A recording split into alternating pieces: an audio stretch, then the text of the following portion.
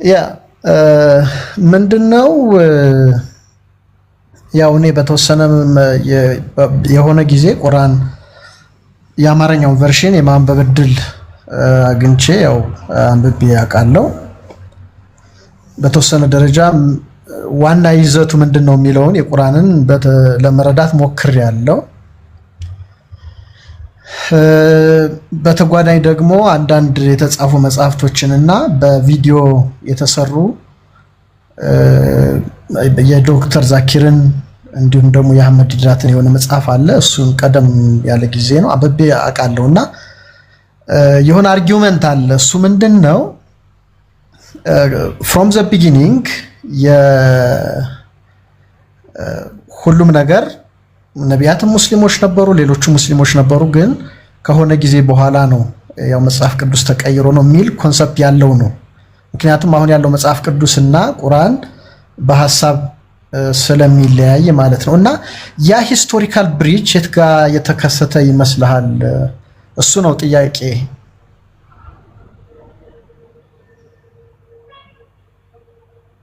እሺ መልካም። እንግዲህ እነዚህ ነቢያቶች ሁሉ ሙስሊሞች እንደነበሩ አላህ ሱብሓነሁ ወተዓላ ይናገራል። አልነቢዩነ አለዚነ አስለሙ ይላል። እነዚያ ሙስሊሞች የነበሩ ነቢያቶች እያለ በቁርአን ላይ በሱረቱል ማኢዳ ላይ ይናገራል። ሙሳና ህዝቦቹ ልክ እንዲሁ ሙስሊሞች እንደነበሩ ይነግረናል። ሙሳ ለምሳሌ ወቃለ ሙሳ ያ ቀውሚ ኢን ኩንቱም አመንቱም ቢላሂ ፈዐለይሂ ተወከሉ ኢን ኩንቱም ሙስሊሚን ብሏል። ህዝቦቼ ሆይ በአንዱ አምላክ በአላህ የምታምኑ እንደሆናችሁና ሙስሊሞች እንደሆናችሁ በእርሱ ላይ ተመኩ ተጠጉ ይላቸው ነበር። ህዝቦቹም ምን አሉ? ረበና አፍሪግ ዐለይና ሰብረን ወተወፈና ሙስሊሚን አሉ። ጌታችን አላህ ሆይ ትዕግስትህን በእኛ ላይ አፍስስ፣ ከሙስሊሞች አድርገህም ግደለን አሉ ይላል። እንዲሁም የክርስቶስ ሐዋርያቶችም ጭምር ሁሉ ሙስሊሞች እንደሆኑ ቃል በቃል ሲናገሩ እናያለን። በሱረቱል ማኢዳ ምዕራፍ 5 ቁጥር 111 ላይ ወኢዝ አውሐይቱ ኢለል ሐዋርይን አን አሚኑ ቢ ወቢረሱሊ ቃሉ አመና ወሽሀድ ቢአንና ሙስሊሙን ይላል። ወደ ሐዋርያቶችም የትእዛዝ ቃልን ባስተላለፍኩ ጊዜ አስታውስ፣ በእኔ በአምላካችሁ በአላህ እመኑ፣ በክርስቶስም እመኑ ባልኳቸው ጊዜ በመልእክተኛዬ በክርስቶስ እመኑ፣ እነርሱም እነሆ አምነናል እኛ ሙስሊሞች መሆናችንን መስክር አሉ ይላል። ስለዚህ ሙስሊሞች እንደነበሩ ነቢያቶችና ተከታዮቻቸው ቃል በቃል ይናገራሉ። ታዲያ ከጊዜ በኋላ በእነዚህ ነቢያት መጽሐፍ ላይ ኃላፊነት የተሰጡ አካሎች ከጊዜ ወደ ጊዜ እነዚህን መጽሐፍቶች እጃቸውን እያስገቡባቸው መጡ። ያለውን እውነታ እየቀነሱ እንዲሁም ደግሞ የሌሉትን ነገራቶች ከራሳቸው እየጻፉ እንዳስገቡበት አላህ ይናገራል። ለምሳሌ በቁርአን ላይ ይህን ሲነግረን ዩሐሪፉነ አልከሊመ ዐን መዋዲዒሂ ይላል። ቃሌንም ከቦታው ይበርዙት ይለውጡት ነበር እያለ ተናገረ። በሌላ ቦታ ላይ ፈወይሉ ሊለዚነ የክቱቡነ አልኪታበ ቢአይዲሂም ሱመ የቁሉነ ሀዛ ሚን ዒንዲላህ ይላል። ወየውላቸው ለእነዚያ መጽሐፍቶችን በእጃቸው ጽፈው ይህ ከአምላክ ዘንድ የተገለጠልን ነው ብለው ለተናገሩ ሰዎች ወየውላቸው እያለ ይናገራል። ከክርስቶስና ከሙሴ በኋላ እነዚህ አካሎች ከራሳቸው እየጻፉ ይጨምሩ ነበር፣ ይወታል ይቀንሱ ነበር፣ ይደልዙ ነበር። እነዚህን አምላክ አላህ ሱብሓነሁ ወተዓላ ተናግሯቸዋል። በርካታ ቦታ ላይ ይህንን ወቅሷቸዋል። ታዲያ ያንን የነቢያትን ሃይማኖት ኢስላም የሚለውን ቃል ልክ እንዲሁ አጠፉት። ነቢዩ መሐመድ ሰለላሁ ዐለይሂ ወሰለም የራሳቸውን ነቢይነት እየተናገረው የሚገርምህ አንድ ሰው የራሱን ልጅ በሚያውቀው ልክ ያክል ነበር ስላንተ በቀደሙት መጽሐፍቶች ላይ የተናገሩት ብሎ አላህ ይናገራል። አለዚነ አተይናሁሙል ኪታበ ያዕሪፉነሁ ከማ ያዕሪፉነ አብናአሁም አለ። ሙሐመድ ሆይ እነዚያ ከአንተ በፊት መጽሐፍን የሰጠኋቸው ልክ የራሳቸውን ልጆች እንደሚያውቁ ያክል አንተን ያውቁህ ነበር አለ። ለዚህ ነው በሰማይ በሄዱ ጊዜ ነብዩ ሰለላሁ ዐለይሂ ወሰለም ሰባቱን ሰማያት ሲያርጉ በሰማይ ላይ ነብያቶችን እንዲገናኙ አድርጓቸው ነበር አላህ። አንደኛ ሰማይ ላይ አዳምን አገኙት። ሁለተኛ ሰማይ ላይ ክርስቶስንና ዮሐንስን አገኟቸው። ሶስተኛ ሰማይ ላይ ዮሴፍን አገኙት። አራተኛው ሰማይ ላይ ኢድሪስን ወይንም ሄኖክን አገኙት። አምስተኛው ሰማይ ላይ አሮንን አገኙት። ስድስተኛው ሰማይ ላይ ሙሴን፣ ሰባተኛው ላይ አብርሃምን። የሚገርም እነዚህ ነብያቶችን ነብዩ ሰለላሁ ዐለይሂ ወሰለም እያረጉ ከመልአኩ ገብርኤል ጋር ሲሄዱ ጊዜ ይሄ ማን ነው ብለው ራሱ አልጠየቁም። ወዳው እንዳዩዋቸው ስማቸውን እየጠሩ ያናግሯቸው ነበር። ምክንያቱም በደንብ አድርገው እንዲያውቋቸው ተደርጎ በመጽሐፍቶቻቸው ላይ ተነግሯቸው ነበር። አዳም ሲያገኛቸው ጊዜ ምን አለ? ይሄ ማን ነው እስኪ ንገረኝ ብሎ ገብርኤልን አልጠየቀውም። ገና ሲያያቸው መርሐበን ቢልኢብን ሷሊህ ወነቢይ ሷሊህ አላቸው። ጻድቁ ልጄ ጻድቁ ነቢይ እንኳን ወደ ሰማይ ዓለም መጣ አላቸው። ሁለተኛው ላይ ሰማይ ላይ ሲወጡ ክርስቶስና ዮሐንስን አገኟቸው።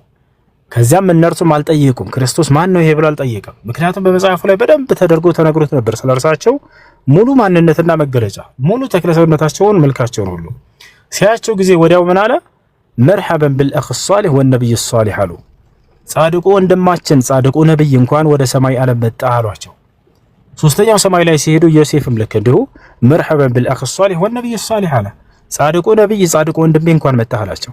አራተኛውም ላይ አምስተኛውም ላይ ስድስተኛውም ላይ ሰባተኛው ላይ አብርሃም ጋር ሲደርስ አብርሃም ምን አላቸው?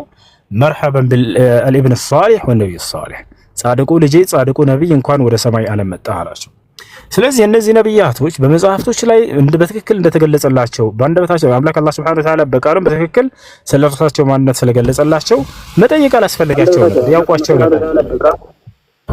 በዚያ ልክና ደረጃ በመጽሐፍቶች ላይ የተነገረውን ሁሉ ማንነታቸውን እንዳለ አሁን ላይ ብትሄድ አጥፍተዋቸዋል ከጥቂቶቹ ካልሆነ በስተቀር።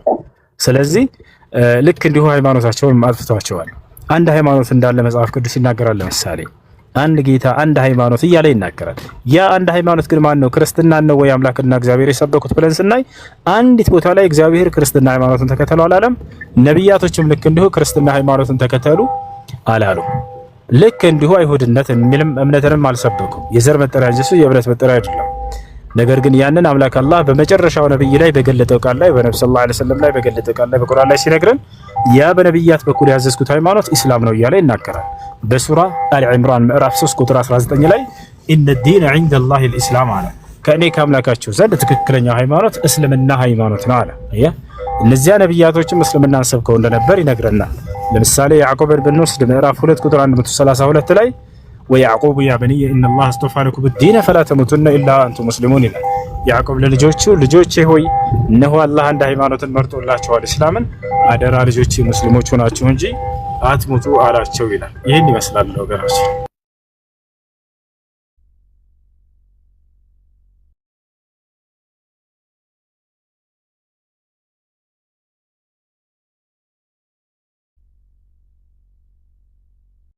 ሄሎ ይሰማል?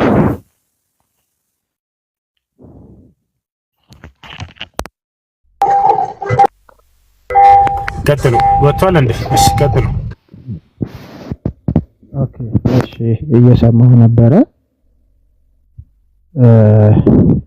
እኔም ጥያቄ አለኝ እዚህ ላይ እንግዲህ መጀመሪያ ነቢያቶች ሙስሊም ናቸው እያልክ ነበር የነበረው። ይሰማል አይደል? አዎ ይሰማል። ቀጥሉ።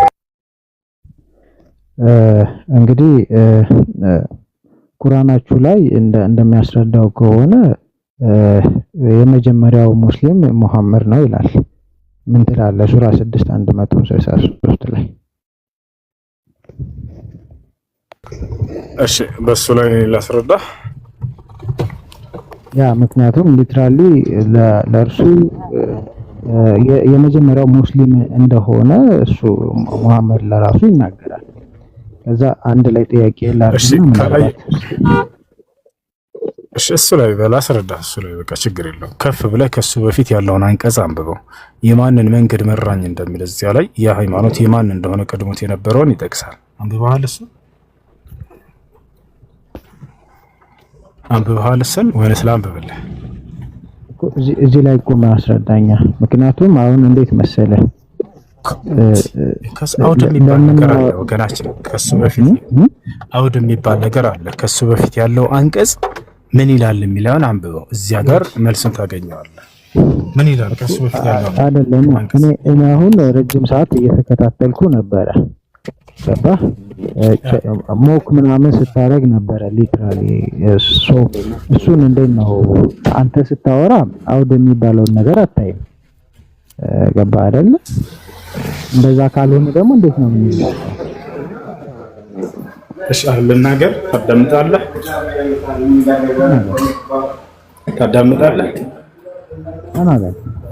አሁን ልናገር። ታዳምጣለህ? እሱን ለመረዳት ከእርሱ በፊት ያለውን አንቀጽ አንብበው። ምን ይላል? እሱን ለመረዳት ከእርሱ በፊት ያለውን አንቀጽ አንብበው። ምን ይላል?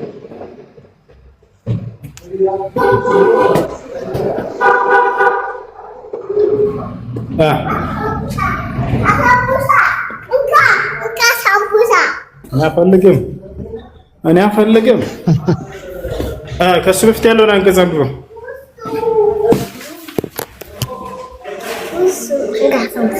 ሳምቡሳ ነው። ማን የሰራላችሁ? እናትሽ ናት። እቺ እናትሽ ትወድሻለች። እቺ እናትሽ ትወድሻለች። ሰላም አለይኩም። እንዴት ነው ልጅ? ማልቀስ አቋረጠ።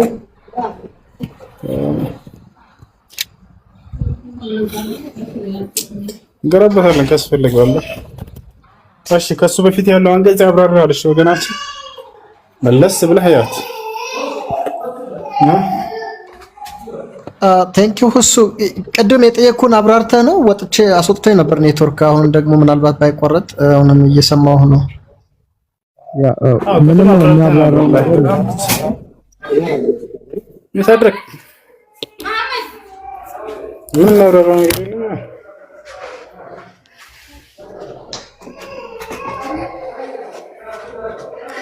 እሺ ሰማሻ ምንም ያብራራ ነገር የለም። ሰማሉ እሱ መልስ ሰጠ ነው። ሶሪ አልሰማውም። መሀል ላይ ወጥቼ ነበር። አዎ መልስ ሰጠ ነበር።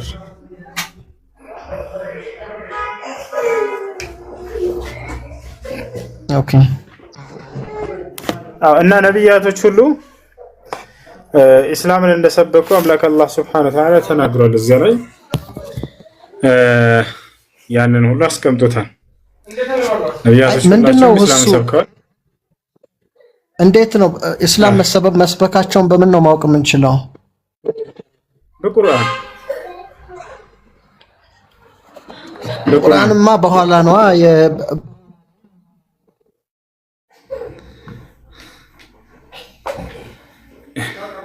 ዳይስ እንካ ቸርች ትፈልጋለህ? እዛ በፊት የነበረውን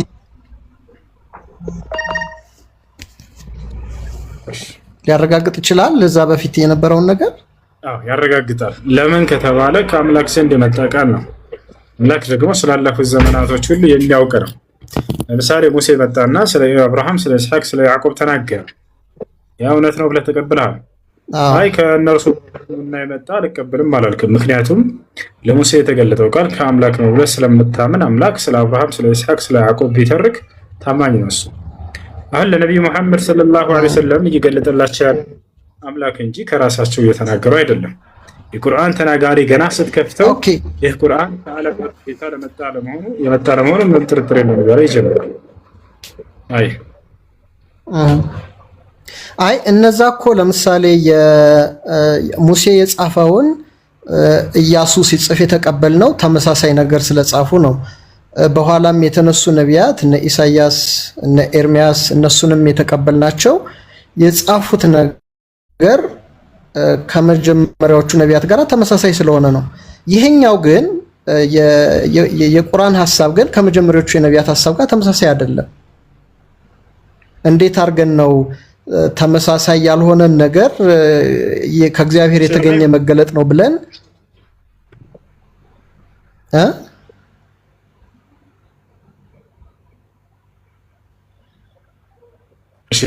ይሰማል ድምጼ? ኦኬ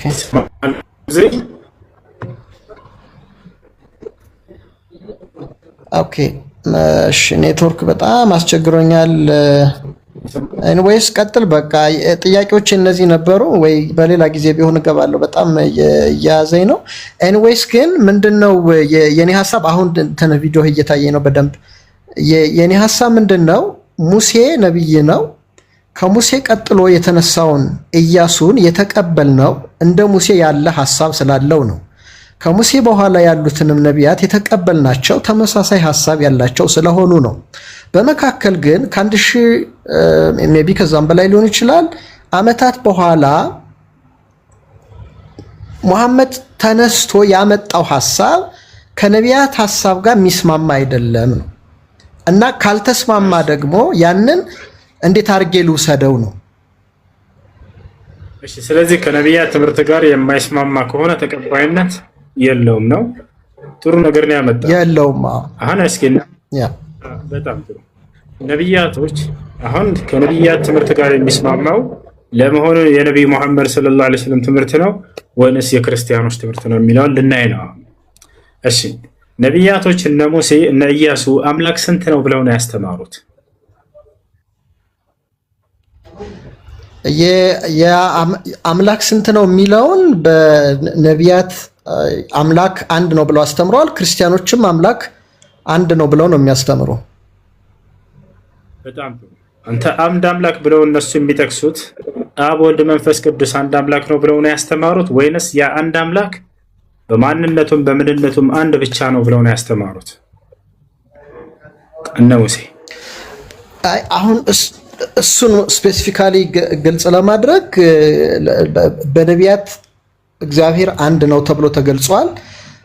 ያንን በዚህኛው በክርስቲያኑም ከክርስቶስ መምጣት በኋላ ያለው ማስተምህሮ እግዚአብሔር አንድ እንደሆነ ነው ያለው አስተምህሮ። አብ ወልድ መንፈስ ቅዱስ የሚለው ስለዚህ የነቢያትን ትምህርት ተጻሮ ነው የመጣው ክርስትና። ምክንያቱም እነዚያ ነቢያቶች እነ ሙሴ አምላክ አንድ ብቻ እንደሆነ ነው ያስተማሩት። አንተ ደግሞ እነዚያን አምላኮች ክርስትና መጣና ደግሞ ሌላ አምላክን ሰበከ። አብ ወልድ መንፈስ ቅዱስ ተከፈላቸው። እነ ሙሴ አምላክን አንድ ብቻ ነው በማንነቱም በምንነቱም ሲያስተምሩ የነበረው። ሶስት ብለህ ደግሞ የከፋፈልካቸው እናንተ ናቸው ክርስትና። ስለዚህ የነቢያት ትምህርት ላይ ያልሆነው ስለዚህ ነቢዩ መሐመድ ሰለላሁ ዐለይሂ ወሰለም ላይ ብንመጣ የአንድ አምላክ ሶስት ማንነት አለው ብለው በፍጹም አላስተማሩም። ታዲያ ምን አሉ? የአብርሃም የኢስሐቅ የያዕቆብ አምላክ አንዱ አምላክ ብቻ ነው ሌላ የለም እያሉ አስተማሩ። ስለዚህ ነቢዩ መሐመድ ሰለላሁ ዐለይሂ ወሰለም ናቸው እንጂ እነ ሙሴን እና አብርሃምን ትምህርት ተከትለው የመጡት ክርስትና ይወድቃል። እዚህ ላይ የመጀመሪያው ትእዛዝ ላይ ነው የሚወድቀው ክርስትና። አምላክ አንድና ብቸኛ ነው ብለው እነ ሙሴ አስተምረው ጨርሰው ክርስትና መጣና አምላክ አንድም ሶስትም ነው ብሎ አስተማረ። አይ ጥሩ አርጊውመንት ነው፣ ግን ምንድነው ሁሱ እዚህ ጋር አሁን ፋክቶችን መካድ የለብንም። ክርስቲያኖች ለምሳሌ እኔ ኦርቶዶክስ ነኝ። ኦርቶዶክስ አምላክ አንድ እንደሆነ ነው የምታስተምረው። አንተ እኮ አምላክ ሶስት እንደሆነ እየነገርከኝ ነው። አምላክ አንድ ነው ብለው ነው የሚያስተምሩት ክርስቲያኖች። ይሄ ፋክት ነው። ያንን ለምንድን ነው በሌለ ነገር ላይ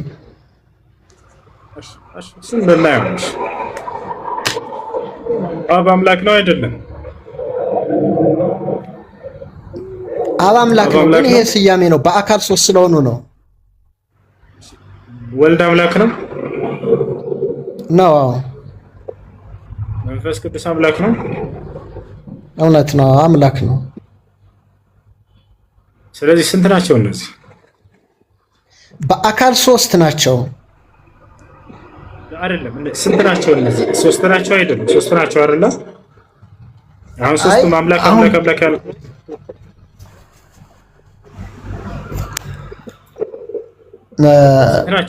እዚህ ጋር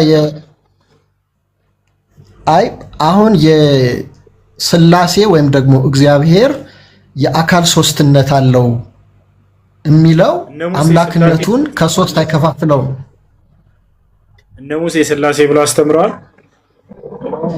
እነ ሙሴ በግልጽ ስላሴ ብለው ባያስተምሩም እግዚአብሔር ግን ሶስት አካል እንዳለው ጽፈዋል።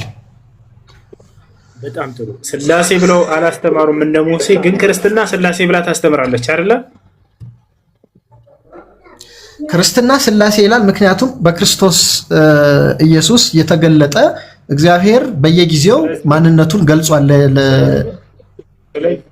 ስለዚህ ነቢያቶች እነ ሙሴ ስላሴ ብለው ያላስተማሩትን ትምህርት አዲስ ትምህርት ይዞ የመጣው ክርስትና በራስህ ወጥመድ ራስህ ገባህበት። ነቢዩ መሐመድ ሰለላሁ ዐለይሂ ወሰለም ግን ያ የነ ሙሴ እና አብርሃም የኢስሐቅ የያዕቆብ አምላክ አንድ አምላክ ብቻ ነው፣ በማንነቱም በምንነቱም አንድ ብቻ እንደሆነ አስተማሩ። በአካል ሶስት ምናምን የሚባል ሂሳብ የላቸውም ነቢያቶች። እኛም እንደዛ የሚባል ነገር የለንም። ነቢዩ መሐመድ ሰለላሁ ዐለይሂ ወሰለምን ክርስቲያኖች በተጠየቋቸው የሚገርም ይሄን ጥያቄ ያ ሙሐመድ ሲፍ ለና ረበክ አሏቸው። ሙሐመድ ሆይ እስኪ ጌታህን ግለጽልን አሏቸው። ነቢዩ ሰለላሁ ዐለይሂ ወሰለም ምን አሉ? አላህ ወዲያው ይሄንን ጥያቄ በተጠየቁ ጊዜ ቁርአን አወረደ። ቁል ሁወ አላሁ አሐድ አላሁ ሰመድ ለም የልድ ወለም ይውለድ ወለም የኩን ለሁ ኩፉወን አሐድ። እነዚህ አራት አንቀጾች ክርስቲያኖች ለጠየቁት ጥያቄ የተሰጠ መልስ ነው።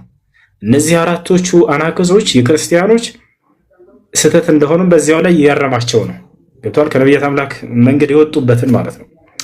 የጠያቂዎቹን ጥያቄ ከእነርሱ እምነት ጋር ተስማሚ የሆነን መልስ ስህተታቸውን መሰረት አድርጎ ያርሙና ይመለሱ ዘንድ መልስ የመጣበት አንቀጽ ነው። ትርጉሙን ልንገራችሁ። ቁል ሁወ አላሁ አሐድ። የመጀመሪያው ምንድን ነው? ሙሐመድ ሆይ ጌታህን ገለጽልን ብለዋልና ክርስቲያኖች እርሱ አምላኬ አላህ አንድ ብቻ ነው በላቸው አለ። ለምን? አንድም ሶስትም ነው ብለው የሚያምኑ ሰዎች ጥያቄ ስለሆነ እርሱ አንድ ብቻ ነው በላቸው። ሶስትም አይደለም አንድም ሶስትም የሚባል ሂሳብ የለም ከእርሱ ጋር። አላህ በማንነቱም በምንነቱም አንድ ብቻ ነው። በማንነቱ አንድ፣ በምንነቱ ደግሞ ሶስት ብሎ ሂሳብ የለም። ገብቶሃል አይደል? ይቅርታ፣ በማንነቱ ሶስት፣ በምንነቱ አንድ ብሎ ሂሳብ የለም። አንድ ልጨርስልህ። ስለዚህ የአምላክ አንድ ብቻ ነው በላቸው። እሺ ቀጥልሽ፣ ሀሳብን ቀጥልሽ። እሺ አይ ምንድነው አሁን አንዳንዴ በሌለ ነገር ላይ ሐሳብ ስንሰጥ እንትኑን ኦዲያንሱን አቢዩዝ እናደርገዋለን። ገብቷል? እኔ አሁን መረዳት ነው የምፈልገው ካንተ ፐርስፔክቲቭ ማለት ነው። ምንድነው መረዳት የምፈልገው? የመጀመሪያው ፋክቹዋል የሆኑ ነገሮችን ዲናይ ማድረግ የለብንም። ክርስቲያኖች አምላክ አንድ ነው ብለው ነው የሚያስተምሩት። በአካል በስምና በግብር ግን ያ አምላክ በሶስት ይገለጣል ብለው ነው የሚያስተምሩት። በአካል በስምና በግብር እንጂ አምላክ አንድ ነው ነው። ስለዚህ አካል ሶስት አካል ያለው በባህሪው ሶስት አካል እንዳለው ተገልጧል ነው። ያ ደግሞ ለሙሴ የተገለጠው አምላክ ለሐዋርያትም የተገለጠው አምላክ ተመሳሳይ አምላክ ነው ነው። ስለዚህ የመጀመሪያው አሁን እኔ ማለት ምን መዳከም የሌለብን ነገር ክርስቲያኖች አንድ አምላክ ነው የሚያስተምሩት። ፕላስ ደግሞ አንድ አምላክን ማስተማር የነቢያትን አምላክ እንደ ማስተማር ሊወሰድ አይችልም። ሌሎችም እኮ ከእስልምና ውጪ አንድ አምላክን የሚያስተምሩ ቤተ እምነቶች አሉ። እነዛ ግን የነቢያት አንድ አምላክ ስላሉ ብቻ የነቢያት አምላክ ነው ማለት አይቻልም። እና እነዚህን ነገሮች ብናስታርቃቸው ብዬ ነው። እሺ ይኸውልህ፣ እነዚህ ሶስት አካሎች አምላክ ናቸው አይደሉም?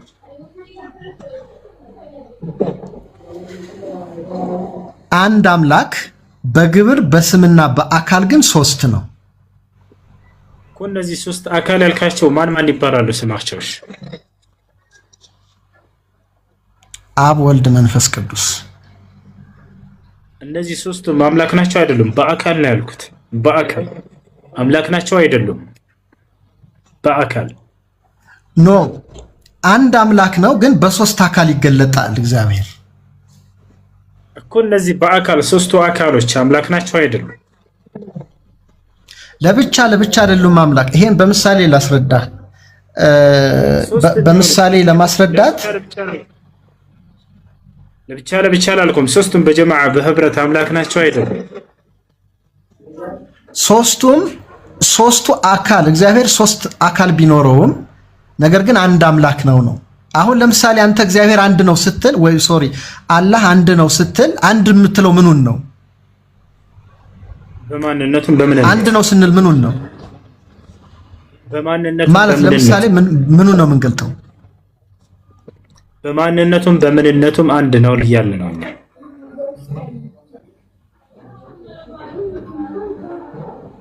እኮ ለምሳሌ አሁን በአካል አልኩ እኮ። ማንነትና ምንነት ታውቃለህ አታውቅም? አይ ይሄ በጣም የተለያየ ሀሳብ ነው። ማንነትና ምንነት እኔ አሁን ኦኬ you can explain ማብራራት ትችላለህ። አንድ አካል ማንነትና ምንነት አለው። አንተ ማን ነህ? ለምሳሌ ማን ነህ አንተ? እኔ ሴብ እባላለሁ። ራሴን አንድ ብዬ ነው የምጠራው ግን በጣም ጥሩ። አንዴ አዎ፣ አየህ አይደለ? አንተ ሴፍ ትባላለህ። አየህ፣ ይህ ማንነት ይባላል። አንተ ምንድነህ? ምንነት እንደው ላስረዳህ። ምንድነህ አንተ? እኔ ሰው ነኝ። ሰው ነህ። አላህ ምንድነው ከተባለ ምንነቱ መለኮት ነው። በዚህ በምንነቱ በመለኮትነቱ ብቸኛ ነው፣ አንድ ነው።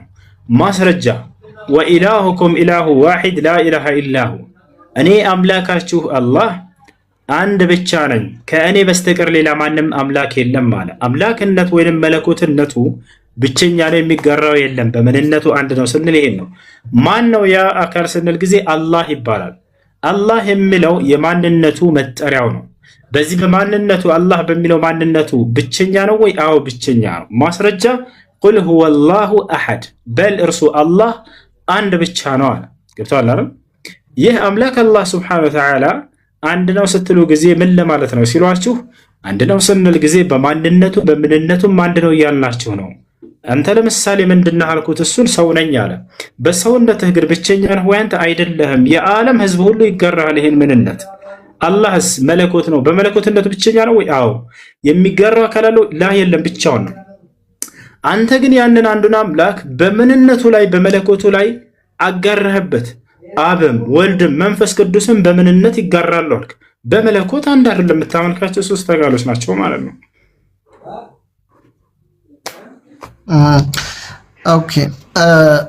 ኦኬ እሺ፣ ይሄንን በእንትን እንለፈው።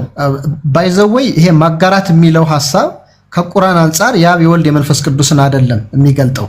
ከቁርአን አንጻር የመለኮትን ባህሪ ለማርያም እና ለመነኮሳቶቻችን እንዳጋራን ነው የሚገልጠው። ገብቷል? እሱ አሁን አንተ ኤክስፕሌን ያረከውን አይደለም የሚለው ቁርአን። ኤኒዌይስ ግን እሺ እንለፈው፣ እሱን እንለፍና ይሄኛውን ጥያቄ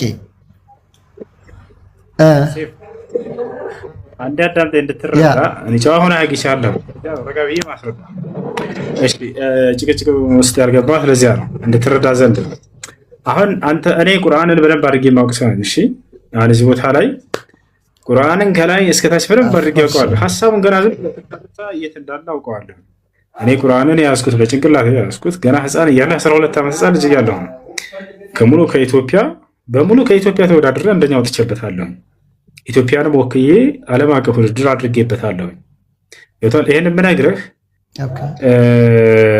ሙሉ ነው ቁርአን ላይ ያለውን ሐሳብ አሁን ስለምሳሌ ስለ ማርያም የተናገረው ብቻ ነው ብለህ እንዳታልፈልግ ነው። አሁን ማርያምንም እንደ መለኮት የሚያነሷት አካሎች እንዳሉ ይናገራል። አንተ ያልከውም ትክክል ነው። ነገር ግን የክርስቶስንም አምላክነት አንስተው ስህተት ላይ የወደቁ ሰዎች እንዳሉ እናንተንም ደግሞ ያነሳችኋል አላህ በቁርአን ላይ የት እንደሚገኝ እነዚህ ልንገርህ። በሱረቱል ማኢዳ የመጨረሻው ገጽ ላይ አንተ ያነሳውን ሐሳብ ያነሳል። ምን ይላል መሰለህ አላህ ሱብሓነሁ ወተዓላ وإذ قال الله يا عيسى ابن مريم أأنت قلت للناس اتخذوني وأمي إلهين من دون الله قال سبحانك ما يكون لي أن أقول ما ليس لي بحق إن كنت قلته فقد علمته تعلم ما في نفسي ولا أعلم يعني በሌላ ቦታ ላይ አላህ ሱብሓነሁ ወተዓላ ደግሞ አብን ወልድን መንፈስ ቅዱስን አምላክ አድርገው ስላነሱ አካሎች በሱረቱ ኒሳ የመጨረሻው ገጽ ላይ ይናገራል። እነዚያንም አምላክ አላህ ሁለቱን እያነሳ አንዱ አምላክ ያሁን ነው። አዎ አብ ወልድ መንፈስ ቅዱስን ክርስቲያኖች አምላክ አድርገው አጋሩ የሚል ሐሳብ ካለ እሱን ኮት ስጠኝና እኔ ሪፈር አደርጋለሁ። በጣም ጥሩ እሺ። አራተኛው ምዕራፍ 4 ቁጥር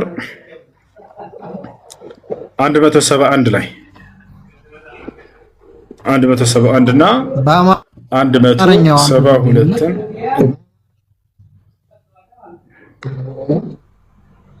እሺ፣ እዚህ ቦታ ላይ ስለ አብ ስለ ወልድ ስለ መንፈስ ቅዱስ ስለ ሶስቱ አካሎች ይናገራል። እሺ፣ ላንብብልህ እሱን እስኪ። አይ እንደዚህ ስፔሲፊካሊ በደንብ እንዲገልጡ ያለበት ቦታ ያልታዘብኩም ካለ ለመማር ዝግጁ ነው። ይቀጥል፣ ችግር የለውም። እዚህ ቦታ ላይ አንደኛ አምላክ አላህን ያነሳል፣ ሁለተኛ ኢየሱስ ክርስቶስን ያነሳል፣ ሶስተኛ ደግሞ መንፈስ ቅዱስ ወይንም ደግሞ ገብርኤልን ያነሳል።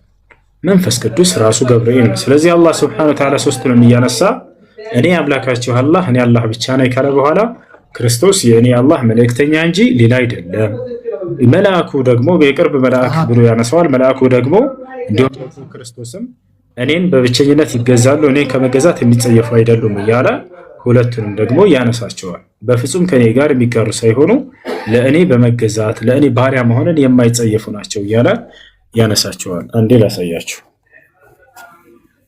ያው እስከምትገልጥ ድረስ ሐሳብ ላንሳ። እሺ ሐሳብን አንሳን ስጫወትቻለሁ። ችግር የለም። ኦኬ ሐሳቤ ምንድነው? እኛ ገብርኤል መንፈስ ቅዱስ አይደለም። በክርስትና አስተምህሮ ገብርኤል መልአክ ነው፣ መንፈስ ቅዱስ አይደለም። እናውራ በሱ ላይ አይ እንትን እንዳንል ብዬ ነው። አስረዳለሁ፣ ችግር የለም። እሺ አንብበው። እሺ ያውኑን ጥቅስ አይ የገለጥከውን ጥቅስ አንብበውና እሺ እናንተ የመጽሐፉ ሰዎች ሆይ ይላል። ክርስቲያኖችን አስመልክቶ ነው የሚፈርደው። እናንተ የመጽሐፉ ሰዎች ሆይ በሃይማኖታችሁ ወሰንን አትለፉ ይላል። ወሰን ማለፋቸውን ሊገልጽ ነው። በአምላክ ላይ ሌላ አካል መደረባቸው ነው። እዚህ ቦታ ላይ ወሰን ማለፍ ያስባላቸው ልናየው ነው። በአላህም ላይ እውነትን እንጂ አትናገሩ። የመርየም ልጅ አልመሲህ ዒሳ የአላህ መልእክተኛ ወደ መርየም የጣላት ይሁን ቃሉም ከእርሱ የሆነ መንፈስ ብቻ ነው አለ። ከአላህ የሆነ መልእክተኛ እንጂ ሌላ አይደለም አለ። ነብይ ነው መለኮት አይደለም እያላቸው ነው። ከዚያ ምን አለ? በአላህና በመልእክተኞቹም እመኑ አለ። ከዚያስ አማልክት ሶስት ናቸው አትበሉ፣ ወይንም ስላሴ አትበሉ ይላል። ማለት ስለ ሶስቱ አካሎች እያነሳ ነው አላህ። አንደኛ ራሱን አነሳ፣ ሁለተኛ ክርስቶስን አነሳ። እነዚህ ሁለት በእርሱ ላይ እነዚህ ሁለቱ እንደምታደርጉ ምንም ጥርጥር የለውም። ሶስት ስላሴ አትበሉ ካለ በኋላ ሶስት አትበሉ ካለ በኋላ ተከልከሉ አለ። ከዚህ ንግግራችሁ ተቆጠቡ ማለት ነው። ለእናንተም የተሻለ ይሆናል አለ ብትከለከሉ፣ ከስላሴ ወደ አንዱ አምላክ የሚለውን ብትመለሱ የተሻለ ነው ለእናንተ እያላቸው ነው። ከዚያስ ምን አለ? አላህ አንድ አምላክ ብቻ ነው። 4 ነጥብ። አንድ አምላክ ብቻ ለእርሱ ልጅ ያለው ከመሆን የጠራ ነው። ይህ ደግሞ ክርስቶስ የእርሱ ልጅ ነው በማለታቸው ወሰን ማለፋቸውን የገለጸ ነው። ለእርሱ ልጅ ከመኖር የጠራ ነው አለ። ለምን? በሰማያትና በምድር ያለው ሁሉ የእርሱ ነው አለ። የእርሱ ፍጡር እንጂ ልጅ አይደለም። ማንም ልጅ የለውም። ክርስቶስ ልጅ አይደለም ነው። በሰማያት በምድር ያለው ሁሉ የእኔ ነው አለ። መመኪያም በአላህ በቃ አለ። ከዚያ በኋላ ሁለቱ ከእርሱ ጋር የተደረቡት አካሎች ወልድና መንፈስ ቅዱስ የተባሉት ምን እንደሆኑ ሊገልጽ ነው። አልመሲህ ወይንም ኢየሱስ አለ ለአላህ ባሪያ ከመሆን ፈጽሞ አይጠየፍም አለ። አይደለም ከኔ ጋር እንደ አምላክ አድርጋችሁ ልታጋሩት የእኔ ባሪያና አገልጋይ ከመሆን የሚጸየፍ አይደለም ሲጀምር እርሱ አለ። በጣም አላህን ከሚገዙት መካከል ነው። ቀጥሎ ምን አለ? የቅርብ የሆነውን መልአክ መንፈስ ቅዱስ የተባለውን ገብርኤልን ሊገልጸው ነው። ምን አለው?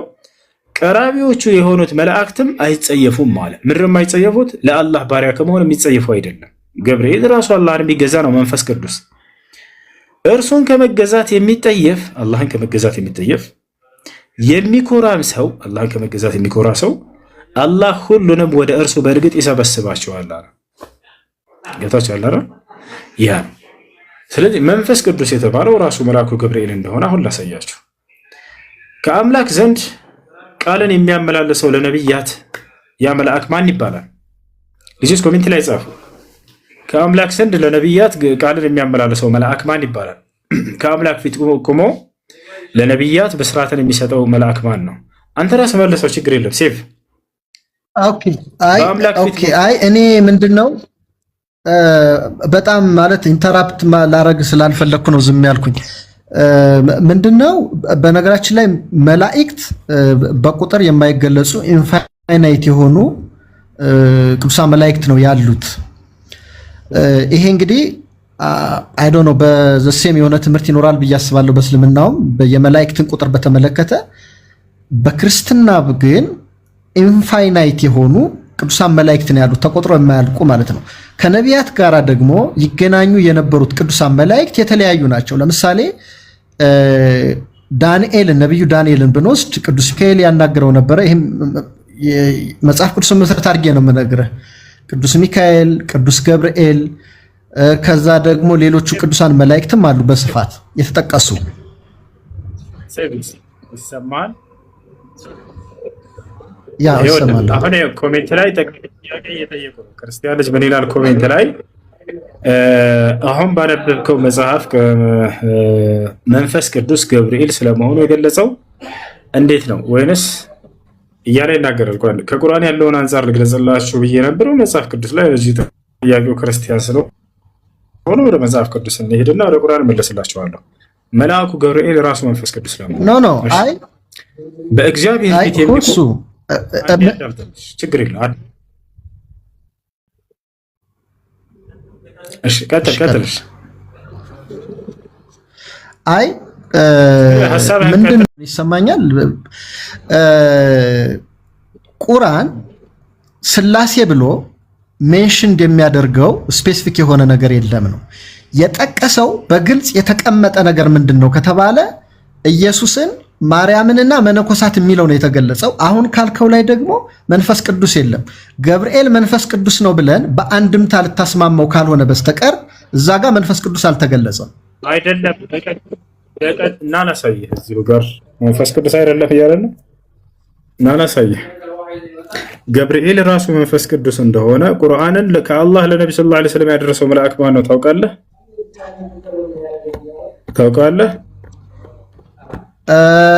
እንግዲህ አኮርዲንግ ቱ እስልምና ጅብሪል እንደሆነ ነው እንግዲህ የሚነገረው እሱ ላይ መንፈስ ቅዱስ መሆኑን የገለጠበት የለም ገብርኤል እያልከን ነበር አይደለ ኖ ገብርኤል መልአክ ነው መንፈስ ቅዱስ አይደለም ነው ይሰማል ሁሱ ይሰማል ወይ እኔ ይሰማኛል አይሰማም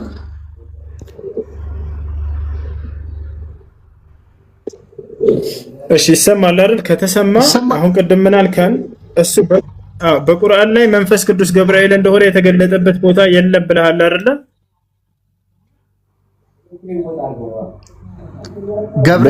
ገብርኤል መንፈስ ቅዱስ አይደለም ነው እኮ በቁርአን ላይ እንደሱ ምን የለም ብለህናል አይደል በቁርአን ላይ ላይህና በመጽሐፍ ቅዱስ ላይ ሳይቀር ሁሉ አለ አሳያለሁ እያልኩ ነው እኔ ደግሞ ምን ትላለህ እሺ አሳየኝ አዎ በቁርአን ላይ ጀምር አይ በጣም ጥሩ በቁርአን ላይ ልጀምርላችሁና ከዛ ወደ መጽሐፍ ቅዱስ እንሄዳለን ቁጥር 97 ላይ እዚህ ምን ይላል ሱረቱል በቀራ ላይ ለጅብሪል ወይንም ለገብርኤል ይላል ይታያል ጠላት የሆነ ሰው በቁጭት ይሙት በላቸው እርሱ ገብርኤል ማለት ነው ቁርአኑ በፊቱ ለነበሩት መጽሐፍት አረጋጋጭ ለምእመናን በመሪና በስራት ሲሆን በአላህ ፍቃድ በልብህ ላይ አውርዶታልና ይላል ቁርአንን ከአላህ ዘንድ ያወረደው መልአክ ማን ነው ይለናል ገብርኤል አይደለ ሲፍ እሺ እስማማለሁ ችግር የለም እስማማለሁ አዎ ገብርኤል በጣም ጥሩ እንደዚህ አዎ ሙሐመድ ሰለላሁ ዐለይሂ ወሰለም ቁርአንን አወረደ አሁን ደግሞ ላሳይህ ያ ገብርኤል ቁርአንን ያወረደው አካል ማን እንደሆነ በሌላ ቦታ አላህ ሲነግረን መንፈስ ቅዱስ ነው ያለ ይነግረናል አንዴ ላሳይህ ያው እነዚህ ጋር ምን ይላል እነዚያን ያመኑትን ለማረጋጋትና ሙስሊሞችንም ለመምራትና ለማብሰር ቁርአንን ቅዱስ መንፈስ ወይንም ጅብሪል እውነተኛ ሲሆን ከጌታ አወረደው በላቸው ይላል አየ ቅዱስ መንፈስ ወይንም ጅብሪል መንፈስ ቅዱስ ራሱ መልአኩ ገብርኤል ነው በቁርአን ተረዳ አሁን ወደ መጽሐፍ ቅዱስ እንሄድ ስለሆነ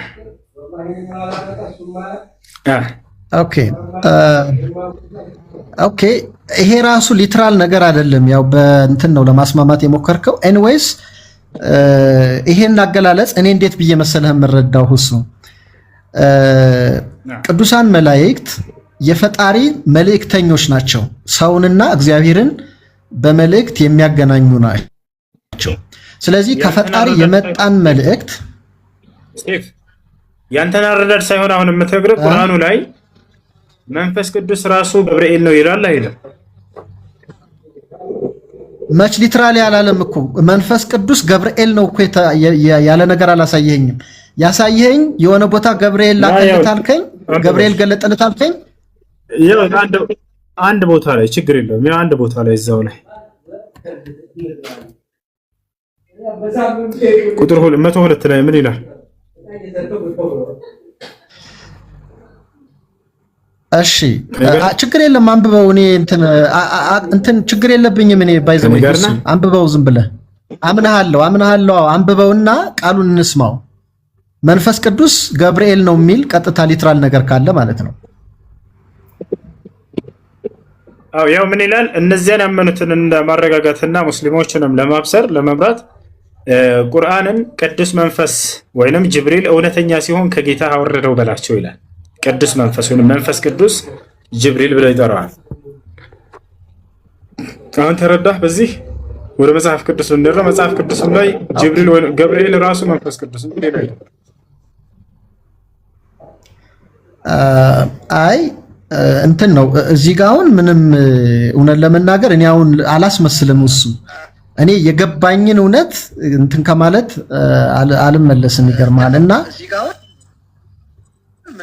የሆነ ድምጽ ያስተጋባል። ማን ነው ድምጽ ያስተጋባል? የሆነ የከፈተው ሰው አለ። ስለዚህ ገብርኤል ጅብሪል መንፈስ ቅዱስ ነው ከሆነ አሁን በዚህ በእስልምና ዶክትሪን ኦኬ በቃ ልውሰደው። ግን በክርስትና ግን ያ አይደለም ነው ያ አይደለም። እሺ ስሩን በቀመ ወይ ነው ላስረዳ እንዴት እንደሆነ። እሺ በእግዚአብሔር ፊት እየቆመ ለቅዱሳንና ለነብያት ብስራትን ቃልን የሚያደርሰው መልአክ ማን ይባላል? እንግዲህ በዚህ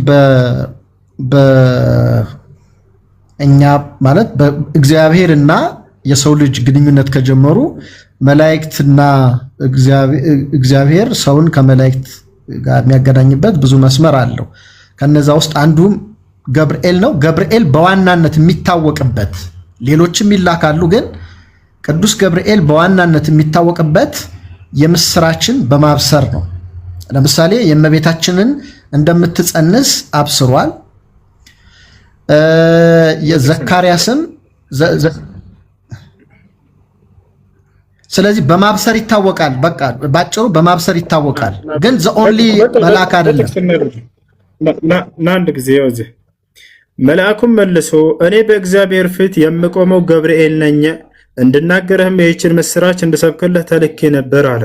በእግዚአብሔር ፊት ቆሞ መልእክትን ተልኮ የሚላከው መልአክ ማን ይባላል? አይወልህ ገብርኤል ተልኳል። ሌሎችም እኮ ይላካሉ፣ ግን እዚህ ጋር የተጠቀሰው መልአክ ገብርኤል ነው። እኔ በእግዚአብሔር ፊት የምቆመው ገብርኤል ነኝ ስላለ እዚህ ጋር የተጠቀሰው ገብርኤል ነው። እሺ በእግዚአብሔር ፊት የሚቆመው ማን ነው? በእግዚአብሔር ፊት እኮ ሌሎችም ይኸውልህ ሁሱ በእግዚአብሔር ፊት ሌሎችም ቅዱሳን መላእክት ይቆማሉ። እዚህ ጋር ግን የተናገረው ገብርኤል ነው። በእግዚአብሔር ፊት ይቆማል ገብርኤል። በዚህ መሰረት ሌላ የተናገረ መልአክ ካለ አሳየኝ። እኔ ነኝ በእግዚአብሔር ፊት የምቆመው መልአክ ያለ ማን ነው? ሌላ አይ ለምሳሌ ኢየሱስ ክርስቶስ ሲያስተምር መላእክቶቻቸው እያንዳንዱ ሰው መላእክት አለው ጠባቂ መልአክ። መላእክቶቻችን በእግዚአብሔር ፊት ይቆማሉ ብሎ ነግሮናል። ስለዚህ እዛ ጋር የመላእክትን ተግባር ነው የተናገረው። እኔ በእግዚአብሔር ፊት እንጂ ብቸኛ አይደለም። መቆም ብቻ ሳይሆን ምን አለ? እሺ በዚህ ስራ ላይ ከእርሱ ውጭ ሌላ የሚሰራ መልአክ ካለ ንገረን። ገብርኤል ውጭ ኦኬ እንትን አሁን እኔ ባይብል ሰርች ለማድረግ የሚመቸኝ አይደለም፣ ግን አንተ እጅ ላይ ባይብል ካለ ሰርች አድርግ። መላእክቶቻቸው ኢየሱስ ክርስቶስ የተናገረው ነው የምነግርህ። መላእክቶቻቸው ዘወትር የአባቴን ፊት ያያሉ ብሎ በእግዚአብሔር ፊት የሚቆሙ ሌሎች መላእክት እንዳሉ ያስረዳል። ይሄ ምን ልል ፈልጌ ነው?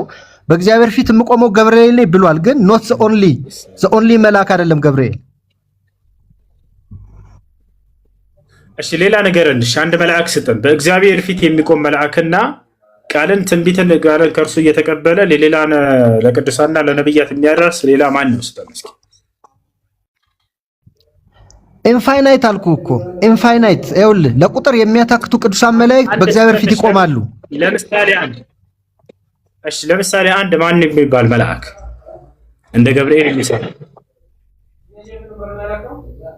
ይሄ እኮ ይኸውልህ እሱ ይሄ ማለት ነው። እዚህ ክፍል ላይ በነገራችን ላይ ይሄ ሐሳብ ቅዱስ ገብርኤል ይህንን ሐሳብ የተናገረው ለዘካርያስ አርጅቶ ነበርና ተወልዳላችሁ አላቸው። ዘካርያስና ኤልሳቤጥ አርጅተው ነበረ። ተወልዳላችሁ ሲባሉ እንዴት ይሄ ይሆናል አለ። አሁን ታሪኩን ነገርና አይደለም የዘካርያስን ሐሳቡ ምን ላይ መሰለ? በእግዚአብሔር ፊት የሚቆመው መልአክ ከዚያም ከእግዚአብሔር ቃልን እየተቀበለ አዳምጠህ ለቅዱሳንና ለነብያት የሚያደርስ መልአክ ገብርኤል ነው። አይ ሌላ አለ ካልከና ከሌ መልአክ በልና ይሄ መልአክ በእግዚአብሔር ፊት ቆሞ ቃልን እየተቀበለ ለነብያትና ለቅዱሳን ያደርሳል ብለህ ንገር። ከሌለ የለም። አይ ሁሉም ናቸው ይሄን የሚያደርሱ ካልክ ጥቅስ ስጠን። ሁሉም መላእክ በእግዚአብሔር ፊት ቆመው ቃልን እየተቀበሉ ለነቢያትና ለቅዱሳን ያደርሳሉ ብለህ ስጠን ጥቅስ። በነጠላም ሆነ በህብረት በጀማዓም ቢሆን የለም። ኦኬ እሺ፣ እሱን ጥቅስ ሰርች ያደርጋለሁ። ግን አንድ ምንድነው ሰርች የኔ ወደ ዋናው ሐሳብ ወደ ዋናው ሐሳብ አሁን እሺ፣ ቀጥል። ያ በእግዚአብሔር ፊት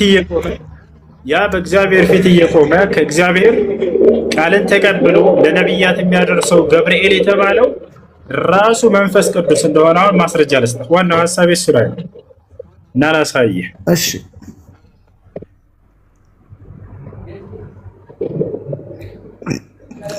ያውና እዚህ ጋር አሁን አውቃቸዋል። በእግዚአብሔር ፊት ቆሞ ቃልን ተቀብሎ ለነቢያትና ለቅዱሳን የሚያደርሰው ገብርኤል እንደሆነ። ሁለተኛ ጴጥሮስ ምዕራፍ 1 ቁጥር 21 ትንቢት ከቶ በሰው ፈቃድ አልመጣምና ዳሩ ግን በእግዚአብሔር ተልከው ቅዱሳን ሰዎች በመንፈስ ቅዱስ ተመርተው ተናገሩ ይላል። ከእግዚአብሔር ዘንድ ቃልን እያመጣ ለቅዱሳን ሰዎች እየሰጠ እንዲናገሩ የሚያደርገው መልአክ ማን ነው? መንፈስ ቅዱስ። እዚያ ላይ ማን ብሎታል? ቅድም ገብርኤል ብሎታል ቅድም። ስለዚህ ያ በአምላክ እየተላከ ወደ ነቢያትና ወደ ቅዱሳን ቃልን እያመጣ ቢያደርሰው ወደ እነ ዘከርያስም ሲያመጣ የነበረው እኔ ገብርኤል ነኝ በእርሱ ፊት የምቆመው አለ። ቃልን እየተቀበለ ከአምላክ የሚያደርሰው ገብርኤል ነው። እዚህ ምን ብሎ ጠራው? መንፈስ ቅዱስ ነው ብሎ ጠራው። ቁርአንም ልክ እንዲሁ ለነቢዩ ሙሐመድ ሰለላሁ ዐለይሂ ወሰለም እኔ በአንተ ቃል የማመጣልህ እኔ መልአኩ ገብርኤል ነኝ አላቸው። አላህ በቁርአን ላይ ያንን ገብርኤል ራሱ መንፈስ ቅዱስ ነው ብሎ ገለጸው። ስለዚህ ሶስተኛ አካል እያመለካቸው ያላችሁት ራሱ መንፈስ ቅዱስ መልአኩ ገብርኤል እንጂ ሌላ አይደለም። ልክ እንዲሁ ሁለተኛ እያመለካችሁት ያላችሁት ከነቢያት መካከል አንድ የሆነውን ክርስቶስን ነው። ይልቁንስ እነሱን ትታችሁ አንድ ብቸኝነት አምላካችን ልናገር ሁሱ እሺ፣ አሁን አንተ ያመጣኸው እንትን የማይገናኝ ነው። ገብቶሃል? በነገራችን ላይ እኔ ማለት ከማደንቃቸው ወጣቶች አንዱ አንተ ነህ። ለምንድን ነው አንተ ነህ የምልህ? በሃይማኖት አንድ ባትመስለኝም ሰዎች ከፈጣሪ ጋር ኮኔክሽን እንዲኖራቸው የምታደርገው ኤፈርት ግሩም ስለሆነ ነው። አንተ አሁን በማይሆን ነገር ማለት በማይገጣጠም ነገር ነገሮችን ዝም ብለው የማይገናኙ ነገሮችን በማገናኘት ህሊናህስ ራሱ እንዴት ይረካል? አሁን እዚህ ጋር ያመጣው ጥቅስ ቅዱሳን ሰዎች ይሄ ፍራንክሊ ነው የምነግርህ፣ ቅዱሳን ሰዎች በመንፈስ ቅዱስ ተደርተው ተናገሩ ማለት ከቅዱስ ገብርኤል ጋር ምንም የሚያገናኘው ነገር የለም። አዎ መንፈስ ቅዱስ በቀጥታ ገልጾላቸዋል፣ በመልአኩ በኩል የገለጸላቸዋሉ። ቅዱሳን ሰዎች ከእግዚአብሔር ጋር በቀጥታ ራሳቸው ተገናኝተዋል። በቅዱሳን መላእክት በኩልም ተገልጦ እግዚአብሔር አናግሯቸዋል። በቅዱሳን መላእክት በኩል እግዚአብሔር ሲያናግር ያ የተገለጠውን መልአክ ግን መንፈስ ቅዱስ ነው ብሎ ኢንተርፕሬት ማድረግ እስከ መቼ ነው ራሳችን ልናታልል የምንችለው? እና ይሄን ነገር እንትን እየው መልሰህ አንብበው እዚህ ጋር ታየው ይመስልሃል። እዚህ ነው አላህ ሱብሓነሁ ወተዓላ በቁርአን ላይ በሐዲስ ላይ ነቢዩ ሙሐመድ ሰለላሁ ዐለይሂ ወሰለም ቃልን የሚገልጥላቸው መልአኩ ገብርኤልን አላህ መንፈስ ቅዱስ ብሎ ጠራው። ልክ እንዲሁ ነቢዩ ሰለላሁ ዐለይሂ ወሰለም በሐዲስ ላይ ኢነ ሩሐል ቁዱስ ነፈኸ ፊ ረውዒ አሉ፣ መንፈስ ቅዱስ ቃልን በልቤ ላይ እፍ አለብኝ ወይንም ደግሞ አስተላለፈልኝ አሉ። እንዲሁም በዚህ መጽሐፍህ ላይ በእግዚአብሔር ፊት እየቆምኩኝ ለቅዱሳን እና ለነቢያት ቃልን የማደርሰው እኔ ገብርኤል ነኝ ብሎ ከተናገረ በኋላ እዚያው ሌላ ቦታ ላይ ደግሞ ያን ቃል በእግዚአብሔር ፊት ቆሞ ቃልን የሚያደርሰው ለቅዱሳንና ለነቢያት ራሱ በመንፈስ ቅዱስ ነው ብሎ ገለጸው። ይህን ካልተቀበላችሁ ከዚህ በኋላ ምንም ማድረግ አንችልም። እናንተ ግን መንፈስ ቅዱስ ራሱ እዛ ላይ እኮ መለኮት አካል ነው አለ ነው ሁሱ። እዛ ጋር እኮ ቅዱሳን ሰዎች ገብርኤል እየነገራቸው ጻፉ አይደለም የሚለው። ቅዱሳን ትንቢት ከቶ በሰው ፈቃድ አልመጣም፣ በመንፈስ ቅዱስ ነው የሚለው። መች በገብርኤል አለ? በገብርኤል ምሪት ጻፉ እኮ አላለም። በመንፈስ ቅዱስ ምሪት ነው የሚለው። በመንፈስ ቅዱስ ምሪት ከአምላክ ዘንድ ከተነርተው ይላል። አምላክ ማን ነው? እዛ ጋር አምላክ የተባለው ማን ነው? እግዚአብሔር አይደለ? አዎ እግዚአብሔር አይደል? ስለዚህ በእግዚአብሔር ፊት ቆሞ ቃልን ተቀብሎ ለቅዱሳን የሚያደርሰው ማን ነው?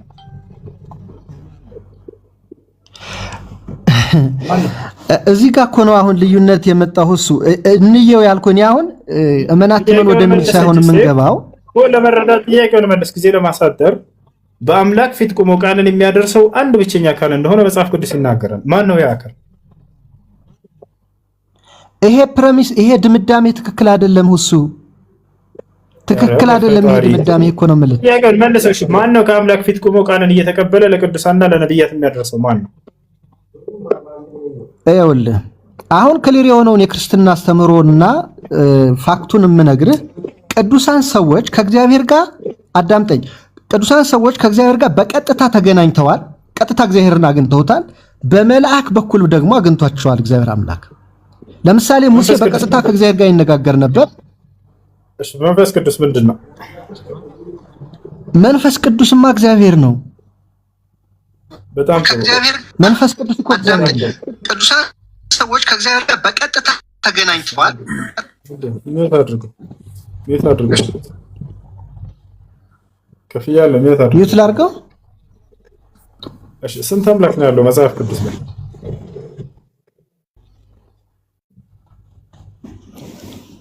አንድ አምላክ ነው ያለው እሱ። እሺ ያ አንድ አምላክ ማን ይባላል?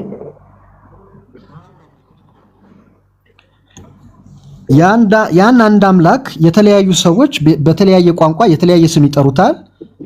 እኛ እግዚአብሔር ብለን እንጠራዋለን። መጽሐፍ ቅዱስ ላይ አንድ አምላክ የተባለው ማን ነው? አብ ወልድ መንፈስ ቅዱስ ናቸው ወይንስ አብ ነው? አይደለም። እሱ እኮ ባህሪው እሱ እኮ ይኸውልህ በስም በአካል በክብር እግዚአብሔር ከሰዎች ይሄ እኮ የእግዚአብሔር በስም በአካል በክብር ያለው ማንነት ነው። አንድ አምላክ የሚለው መጽሐፍ ቅዱስ ማን ነው አንድ አምላክ ብሎ ቢገልጸው? አብን ወልድንና መንፈስ ቅዱስን በአንድ ላይ ነው አንድ አምላክ ብሎ የሚገልጸው። ግን ሊትራሊ ሲጻፍ አንዳንዴ አብን አምላክ ወልድንም አምላክ መንፈስ ሴፍ አብ ወልድ መንፈስ ቅዱስ አንድ አምላክ ነው ተብሎ የተገለጸበትን ማስረጃ።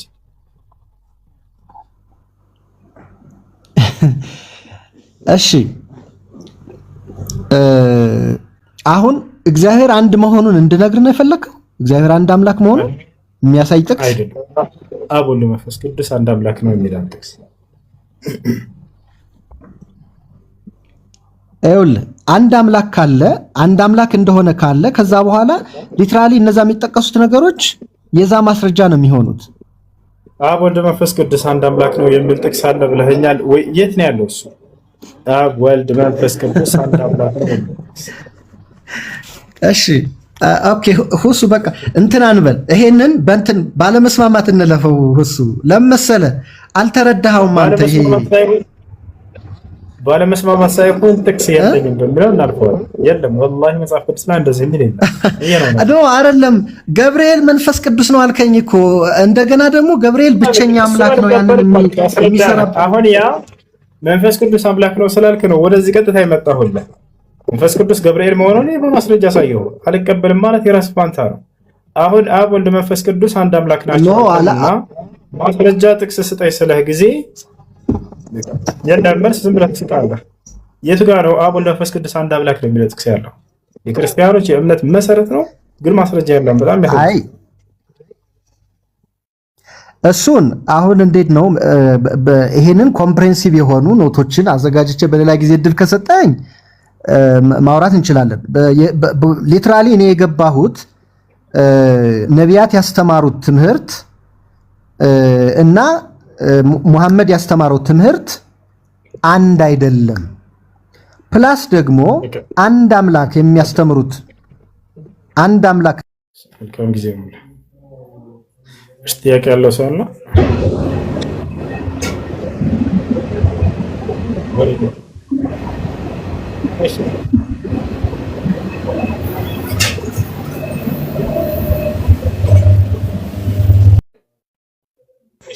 እሺ ጥያቄ ያለው ሰው አለ?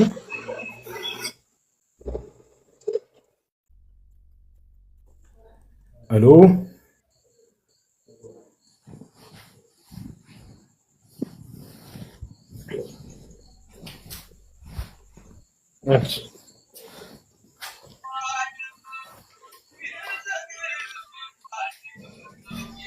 ሄሎ ሰላም ነው። ያን አንዴ መዝሙሩን ታድርጉ። ሄሎ ሰላም ነው። መዝሙሩን ሚውት አድርገው አንዴ ከይቅርታ ጋር። እሺ ይቅርታ።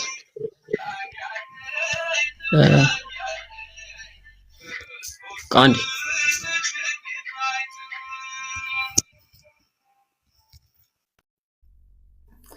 ጥያቄ አለቀት። ኢየሱስ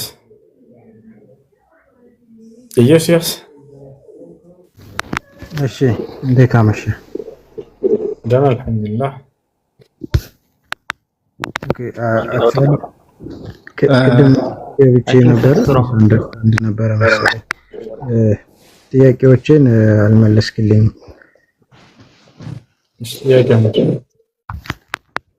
እሺ ላውራ ነኝ። አንዴ አውራሽ ይቅርታ ከረበሽኩ። እሺ የኔ ጥያቄ ሱራ 471 ላይ እሺ የኔ ጥያቄ ሱራ 471 ላይ ነው። ምንድነው የሚለው? the Messiah Jesus the son of Mary was only a messenger of Allah and his word which he directed to Mary and spirit from him ነው የሚለውና ምንድነው የሚለው? ጂሰስን እዚህኛው ሱራ ላይ እንደ አላህ ወርድና እንደ ስፒሪት አድርጎ ሪፕሬዘንት ያደረገበት ፖይንት ነው እና አሁን የኔ ጥያቄ የአላህ ወርድ ይሄ ዲቤት ሳይሆን የኔ ጥያቄ የአላህ ወርድ ወይም የአላህ ቃል እንትን ነው ይሄ ዘላለማዊ ነው። አንቀጹ ላይ እየተናገረ ያለው ክርስቶስ በአምላክ አንቀጹ ላይ አይሰማም? ይሰማችኋል? አዎ ይሰማኛል። አንቀጹ ላይ እየተናገረ ያለው ክርስቶስ በአምላክ ቃል መገኘቱ ነው። በአምላክ ቃል ሆን በሚለው ቃል መገኘቱን እየተናገረ ነው።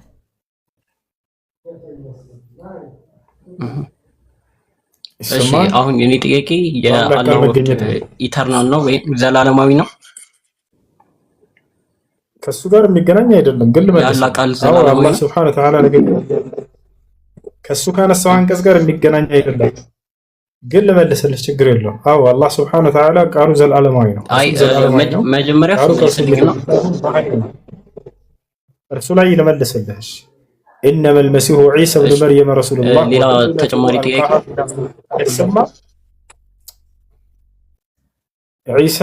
ስለ ዒሳ በአላህ ቃል መገኘትን እየተናገረ ነው። አላህ ፍጥረታትን ሆን በሚለው ቃሉ ሰማይ ምድር እንዳስገኘ ዒሳንም ሆን በሚለው ቃሉ እንዳስገኘው እየተናገረ ነው። ከእርሱ ባለፈው ምዕራፍ ላይ ሱራ አሊ ዕምራን ላይ ማርያም እና ገብርኤል አውርተውበታል። እሱ እኔ ልጅ እንደምትወልድ ሲነግራት ጊዜ ወንድ አልነካኝ ሲሆን እንዴት ለእኔ ልጅ ሊኖረኝ ይችላል ስትለው ሁን በሚለው ቃሉ አላህ ያስገኘዋል ልጅሽን ብሏታል። አላህ አንድ ነገር መፍጠር በሻ ጊዜ ሁን ይለዋል፣ ወዲያውም ይሆናል አብሽሪ አላት። አያ ስለዚህ እርሱ አንቀጽ ከእርሱ በፊት በነበረ ባለው ምዕራፍ ሱራ አሊ ዕምራን በሶስተኛው ምዕራፍ ይተረጎማል። እዚያው ላይ ገብርኤልን መጥቶ በስርዓቱ ነገራት። ክርስቶስ የሚባል ልጅ ትወልጃለሽ ነው ሲላት አና የኮኑ ሊ ወለድን ወለም የምሰስኒ በሸር አለችው። ወንድ ያልነካኝ ሲሆን ለእኔ እንዴት ልጅ ይኖረኛል ስትል ቃለ ከዛሊከ ላሁ የኽልቁ ማ የሻ አላህ ያሻውን ፍጥረት ልክ እንዲሁ በዚሁ መንገድ ይፈጥራል አላት። ኢዛ ቀዳ አምረን ፈኢነማ የቁሉ ለሁ ኩን ፈየኩን አላህ አንድ ነገር መፍጠር በሻ ጊዜ ሁን ይለዋል፣ ለእርሱ ወዲያውም ይሆናል አላት። ስለዚህ ሁን በሚለው በአላህ ቃል የተገኘ ነው መሲሁ ማለት ነው። አይ እሺ ግን እዚህ ጋር ስንሄድ ከሱ ቀጥሎ ምን ይላል? የአላህ መንፈስ ነው ወይም ስፒሪት ፍሮም ሂም ነው የሚለው አይደለ? እሷ ጋር ስንሄድ አዳም ሲፈጠር ምን ብሎታል? አላህ የህይወትን እስትንፋስ ወይም ስፒሪቱን ወደ አዳም ምን አለ? ተነፈሰበት አይደለ? ከዛ በኋላ ምን ሆነ? አዳም ሰው ሆነ አይደለ? ታምናለህ እሱ? እሺ እና እዚህ ጋር ያለ እዚህኛው ቨርስ ላይ ምን ይላል? ከአላህ የመጣ ስፒሪት ነው ይላል ወይም መንፈስ ነው ይላል። እዚህ ጋር እዛው ሱራ 471 ላይ ከማን የመጣ መንፈስ? ከአላህ የመጣ መንፈስ ነው ይላል። ስለዚህ የማለት እኮ ኢየሱስ ክርስቶስን ምን እያለው ነው? የአላህ ስፒሪት ነው እያለ። ስለዚህ ይህንን ደግሞ ፕሩቭ የሚያደርግልን ኢየሱስ ክርስቶስ ተአምራትን ይሰራ ነበረ። ከሱም አንዱ እዛው ቁርአን ላይ ሜንሽን የተደረገው እርግብ በክሌይ ሰርቶ ምን ያደርጋል? እፍ ሲልበት ምን ይሆናል? እንዳዳምጥ እሱን አንቀጽ መጀመሪያ ከአላህ የሆነ መንፈስ ነው የሚለው ነው። እኛ ክርስቶስ ከአላህ የሆነ መንፈስ ነው ብለን እናምናለን። ግን ያ ማለት ከአላህ ሲባል ጊዜ ባለቤትነትን ለመግለጽ ነው። ከአላህ ሲባል ለምሳሌ በሰማይ በምድር ያለውን ፍጥረት ሁሉ ከእኔ ሲሆኑ ፈጠርኩላችሁ ይላል። ከእኔ ተብለዋል በሰማይ በምድር ያለ ፍጥረት ሁሉ። አዳምንም ልክ እንዲሁ አላህ ከመንፈሴ ብሎ ገልጾታል። ክርስቶስንም ከእኔ በሆነ መንፈስ አለው። አዳምን አላህ ሲናገር በሱረቱል ሂጅር 2ኛው ገጽ ላይ ፈኢዛ ሰወይቱሁ ወነፈኽቱ ፊህ ሚን ሩሒ ፈቀዑ ለሁ ሳጂዲን አላቸው ለመላእክቶች። መላእክቶች ሆይ አዳምን ፍጥረቱን ባስተካከልኩት ጊዜና ከመንፈሴ እፍ ባልኩበት ጊዜ ይላል። ክርስቶስንም ከእኔ በሆነ መንፈስ ተብሎ ተገለጸ። አዳምንም ከእኔ በሆነ መንፈስ ተብሎ ተገለጸ። እኛም ፍጥረታት ሁሉ እንዳለ አዳምን ያለበትን ንገረኝ። ችግር የለውም። ያው 15ኛው ምዕራፍ ቁጥር 29 ላይ ቁጥር 29 ፍጥረቱን ባስተካከልኩትና በውስጡ ከመንፈሴ በነፋሁበትም ጊዜ ለእርሱ ሰጋጆች ሆናችሁ ውደቁ አለ። ከመንፈሴ ብሎ አላህ ገልጾታል አዳምን። ግን ሜንሽን እኮ እዛው አዳምን እኮ ከመንፈሴ ብሎ አይደለም እኮ ያደረገው። እዚህ ጋር ከመንፈሴ እፍ አልኩበትና ተፈጠረ ነው ያለው። እዚህኛው ላይ ግን እዚህኛው ስራ ላይ የሚለው ግን ስፒሪት ፍሮም ሂም ነው የሱ መንፈስ ነው ብሎ ነው የገለጸው እንጂ ከመንፈሴ እንደዚህ ያደረገው ከመንፈሴ እንደዚህ ሆነ ነገር አላለም። ከመንፈስ እንደሆነ የተባለበትን ላሳይ። እዛው መለስ ብሎ እዛው ምዕራፍ ላይ ገብርኤል ለማርያም ሲነግራት ጊዜ ኢነላህ ይበሽሩኪ ቢከሊመቲን ሚንሁ እስሙሁ መሲሁ ዒሳ ብኑ መርየም ከእርሱ በሆነ ቃል እያለ ይገልጸዋል። ከእርሱ በሆነ ቃል ከእርሱ በሆነ መንፈስ ተብሎ ይገለጻል። ክርስቶስ ከአላህ በሆነ መንፈስ ነው እና ስለዚህ ከእርሱ ሲባል ጊዜ ባለቤትነትን ለመግለጽ ነው። ከእርሱ ሲባል የግዴታ ከእርሱ አካል የተገነጠለ ማለት አይደለም። ባለቤትነትን ለመግለጽ ነው። እኔ ከእኔ በሆነ አንድ 10 ብር ሰጠሁ ብል ከእኔ የሆነን 20 ብር ሰጠሁ ብል ያ ነገር ባለቤትነትን የሚገልጽ ነው። ታዲያ መንፈስ ማለት ምንድናቸው? አላህ ያስገኛቸው ፍጡሮች ናቸው። ባለቤትነትን ለመግለጽ ነው።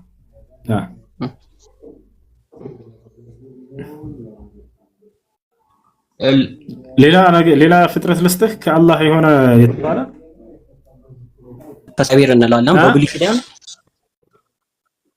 አይ ካለ የሆነ ሳይሆን የአላህ ስፒሪት የሚል ነው የምፈልገው። የአላህ መንፈስ ተብሎ የተጠራ የአላህ መንፈስ ተብሎ የተጠራ ብቻ ነው የምፈልገው። ከመንፈስ ያለው እኮ አዳም ከማን ነው መንፈስነቱ?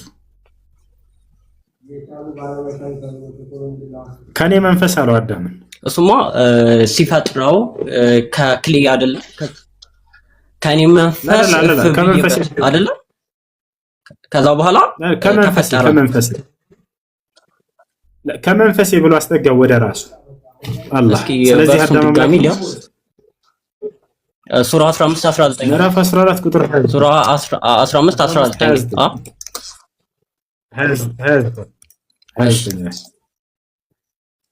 ቁጥር 5-29 እሺ ሌላ ልጨምርልህ ከመንፈሱ እፍ አለበት አንዲያ ሌላ ቦታ ላይ ثم سواه ونفخ فيه من روحه ይላል።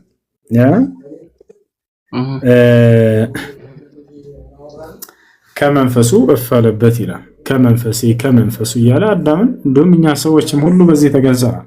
እኛ ሁላችንም በነገራችን ላይ ከአላህ ወደ መንፈስ ነው የተፈጠረው። እዚህ ጋር እዚሁ ሱራ ላይ ግን የኔ ጥያቄ እዚሁ ሱራ ላይ ከመንፈሱ ፈጠረው የሚል እንትን ንገረኝ። ኢየሱስ ክርስቶስን ከመንፈሱ ፈጠረው የሚለውን ንገረኝ። ራሱን ኢየሱስ ክርስቶስን እዚህ ጋር ሜንሽን ያደረገው ምንድነው የሚለው? the Messiah Jesus son of Mary was only a messenger of Allah and his word which was directed to Mary and the spirit from him አይደለ? እሷ ላይ ነው የኔ ጥያቄ። እና spirit from him ሲለው ኮል ያደረገው እየጠራው ነው። ምን ብሎ ሩሁን ሚንሁ ብሎ ማለት ነው አይደል? እኮ ከእርሱ በሆነ መንፈስ ማለት ነው የሚለው አይደለም። እንደ አዳምን እኮ እዛ ፊደል ፈልገህ ነው ፈጠረው የሚለው ፊደል ነው ወይንስ ከአላህ መንፈስ መሆናቸው? እኔም አንተም አዳምም ክርስቶስም ከአላህ በሆነ መንፈስ ነው የተገኘው። ከአላህ መንፈስ ፈጠረው። ከአላህ መንፈስ ተገኘ አንድ ላይ ከአላህ መንፈስ ተገኘ የሚለውን ነው ፈልገው። ማንን? እሷን ቨርስ ንገረኝና ማንን ተገኘ የሚለውን ፊደል ነው ወይንስ ምንድነው? ቅድም አዳም ራሱ ከአላህ መንፈስ ተብሏል አልኩ። የቱ ጋር ያለው አሳየኛል። ካሳየህ ካገኘህ በኋላ ፊደል እየቆጠርክ ነው። አሁን ደግሞ ከአላህ መንፈስ ምንድነው እዛ ቨርስ ላይ አይደለም። እዛ ቨርስ ላይ ከአላህ መንፈስ ምን አለ ነው ተፈጠረ ነው የሚለው አይደለ? ማን ድጋሚው ማንን? ከአላህ መንፈስ አዳም ነው ክርስቶስ ተፈጠረ ነው? ማን? አዳም የቅድሙን ቨርስ ላይ ድጋምና ገባኝ። ይቅርታ ጋር አይደለም። ከአዳም የቅድሙ አንቀጽ ላይ ገባኝ ተፈጠረ ከአላህ መንፈስ ተፈጠረ አይደለም የሚለው። እሺ ድጋሙ አንዴ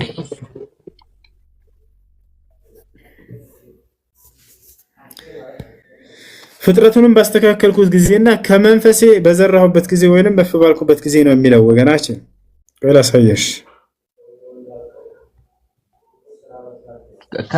እሺ በዘራሁበት ጊዜ ምን ሆነ ነው የሚለው። ያው ነው ቁጥር 29 ፍጥረቱን ባስተካከልኩትና በውስጡ ከመንፈሴ በነፋሁበት ጊዜ ይላል። ከማን ነው ያ መንፈስ? ከአላህ ነው አይደል? ያ መንፈስ ያው ስለዚህ አዳም ራሱ ሆናችሁ ወደቁ።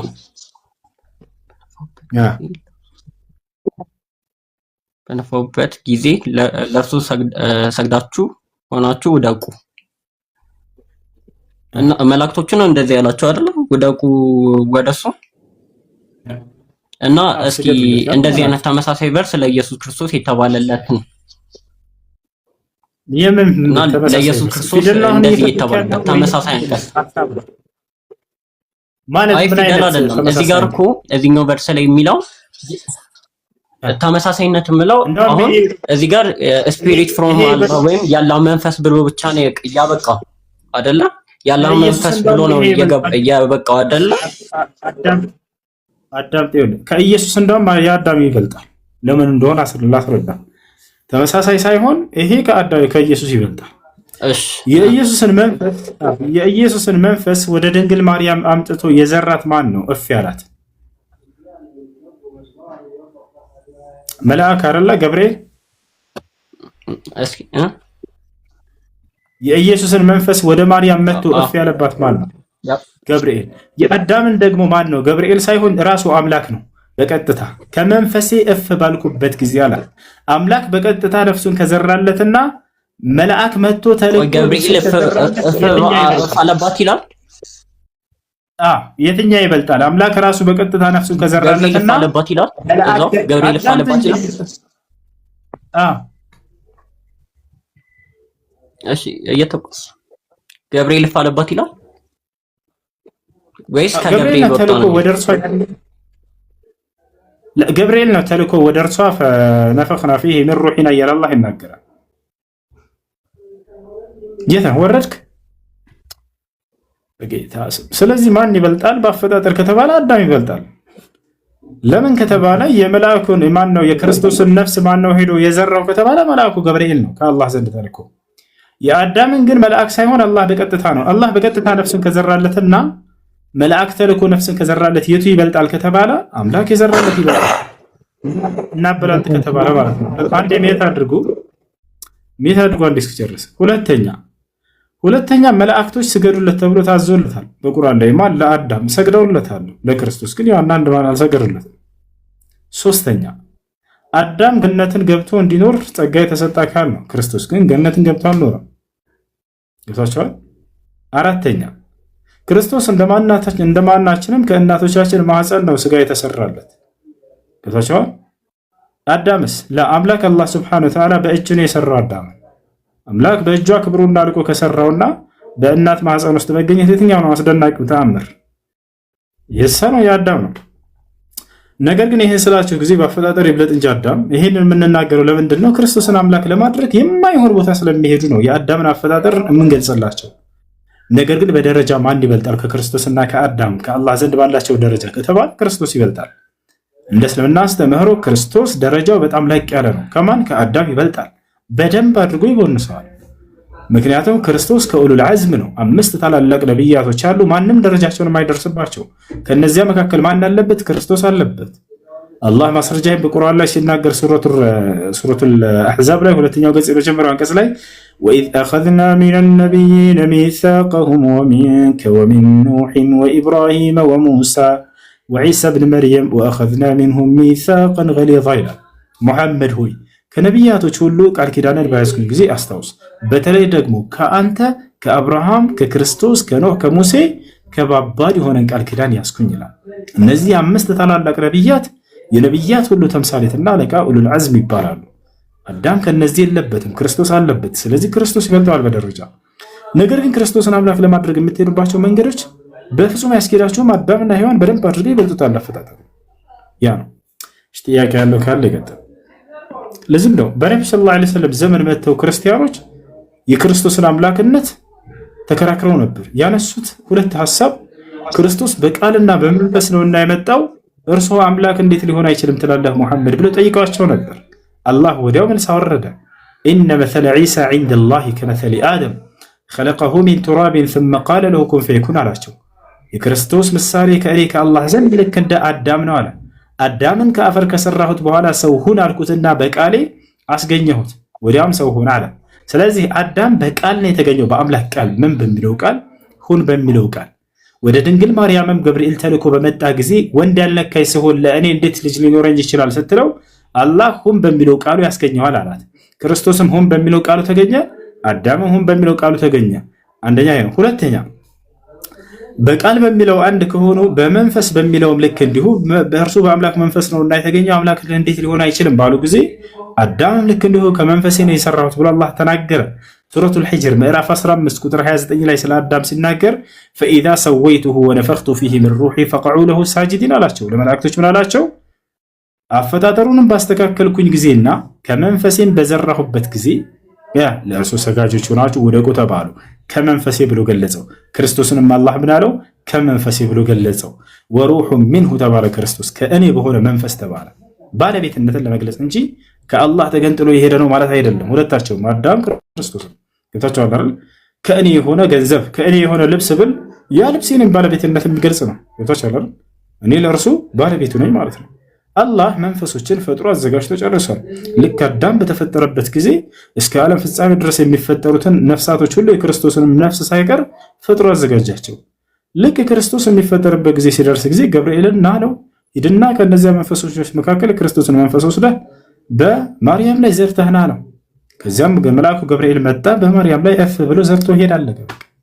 ያ ነው ከተፈጠሩ መንፈሶች መካከል አንዱ መንፈስ ስለሆነ ከመንፈሴ ብሎ ባለቤትነቱን ለመግለጽ አላህ ከመንፈሴ ብሎ ገለጸው፣ ሌላ ነገር አይደለም።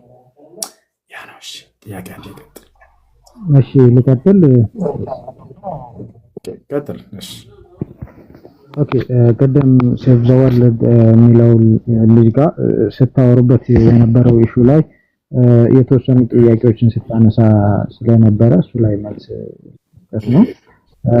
ያንተ አርጊውመንት የነበረው ምናልባት እንግዲህ ክርስቲያኖች ናችሁ ከነቢያት አስተምሮ የተለየ ይዛችሁ የመጣችሁት እና ማስረጃ የለም ስትል ነበረ። ምናልባት እንግዲህ ከዘፍጥረት ጀምረን ስናነብ ከዘፍጥረት 18 ከቁጥር 2 እስከ 3 ድረስ ስናነብ ማለት ነው ስላሴዎች የሚለውን ነገር በደንብ ያስረዳናል። እንግዲህ በአብርሃም ቤት 3 እንግዶች ተገኙ ይለናል። 3 እንግዶች ተገኝተው ግን አብርሃም ሲናገር እንግዲህ እንግዶች አይደለም ብሎ የጠራቸው ጌታ ሆይ ብሎ ነው በነጠላ እንትን የጠራው። ስለዚህ ለኛ ለኦርቶዶክሳውያን እንግዲህ የሚስጥር ስላሴን በደንብ ያስረዳናል። በተጨማሪም ደግሞ መጀመሪያ ከዘፍጥረት ጀምሮ ፍጥረታትን ሲፈጥር ደግሞ ዘፍጥረት 1:26 ቁጥር 26 ላይ ምን ይላል? ሰውን በመልካችን እንደ ምሳሌያችን እንፍጠር ብሎ እዚህ ጋር እንግዲህ በአካል አንድ ብቻ እንዳልሆኑ ያስረዳናል ማለት ነው። ይሄን እንድትዝልኝ እፈልጋለሁ። ፕላስ ጅብሪል መንፈስ ቅዱስ ነው የሚል አርጊውመንት ይሰማል። አንድ ሀሳብ እያነሳን እንሂዳ አንድ ሀሳብ እያነሳን ኦሪት ዘፍጥረት ምዕራፍ 1 ቁጥር 26 ስንትን ያመለክታል ነበር? ኦሪት ዘፍጥረት ምዕራፍ 1 ቁጥር 26 ሥላሴን ያመለክትልኛል ያልከው እግዚአብሔርም አለ ይላል። ዳይሬክት እንትኑ ስናነበው ማለት ነው። እግዚአብሔርም አለ ሰውን በመልካችን እንደ ምሳሌያችን እንፍጠር ይላል። ስለዚህ እዚህ ጋር አሁን እዚህ ጋር አንተ ጠይቀህና ስንት አካላት ናቸው? አንተ ነው ሥላሴን አስረዳለሁ ብለህ የመጣው ነገር እናንተ ስንት አካል አለ እሱ ጋር? ዛትስ ዋይ ለዛ ነው አንድ ብቻ ነጠላ ብቻ እንዳልሆነ እዚህ ጋር ያስረዳል ማለት ነው። ከዛ ዝቅ ብሎ ደግሞ በአብርሃም ቤት 3 እንግዶች ተገኙ ይለናል። እሱ ጋር ቁም አንዴ። ስንት ናቸው እዚህ ጋር እየተናገረው ያሉት? ቁጥራቸውን እዚህ ጋር ቁጥራቸውን አልገለጸውም። ግን እታች ደግሞ ዘፍጥረት ላይ 18 ላይ በአብርሃም ቤት 3 መሆናቸውን ያቀም ነበር እሱ ሲናገር ሙሳ ያቀም ነበር እሱ ሲናገር ስንት እንደሆኑ ማለት ምን እግዚአብሔር ማለት ሰውን በመልካችን ምሳሌያችን የሙሴ መጽሐፍ አይደል እንደሱ ያ ነው። ስንት ናቸው ብሎ ነው ሙሴ ያመነው? እሱ ላይ 3 በአብርሃም ቤት እኮ ተገኙ አይደል እንዴ? 3 መሆናቸውን ገለጸ።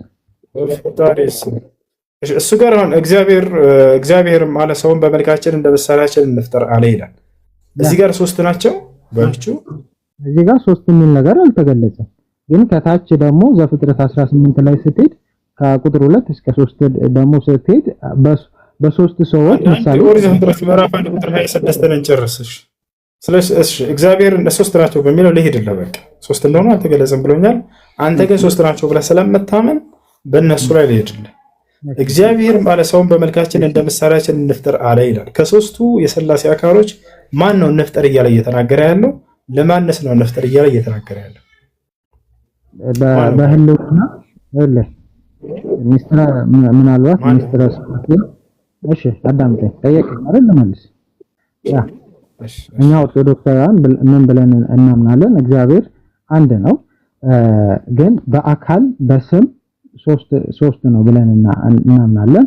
አካል ማለት አብ የተለየ ገጽ አለው፣ ወልድም የተለየ ገጽ አለው፣ መንፈስ ቅዱስም እንዲሁ የተለየ ገጽ አለው ብለን እናምናለን። እንዲሁም ደግሞ 3 ስም አለው ብለን እናምናለን፣ አብ፣ ወልድ፣ መንፈስ ቅዱስ። እኚህም ደግሞ የተለያየ ግብር አላቸው። አብ ወላዲ ነው፣ ወልድ ተወላዲ ነው፣ መንፈስ ቅዱስ ደግሞ ሰራጺ ነው ብለን እናምናለን።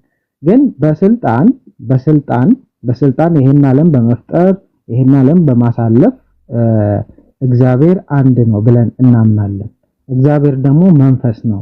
ስለዚህ ለእግዚአብሔር አካል ምንድነው? እኛ በእኛ አስተሳሰብ እንደምናስበው ይሄ አካል እጅ ምናምን ወሰን የሚባል ነገር ለኛ አምላክ እንደናንተ የሚገለጽለት አምላክ አይደለም።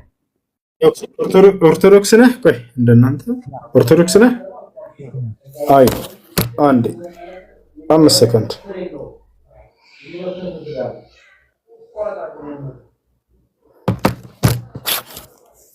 እንደናንተ አካል ምናምን እጅ ምናምን አንልም።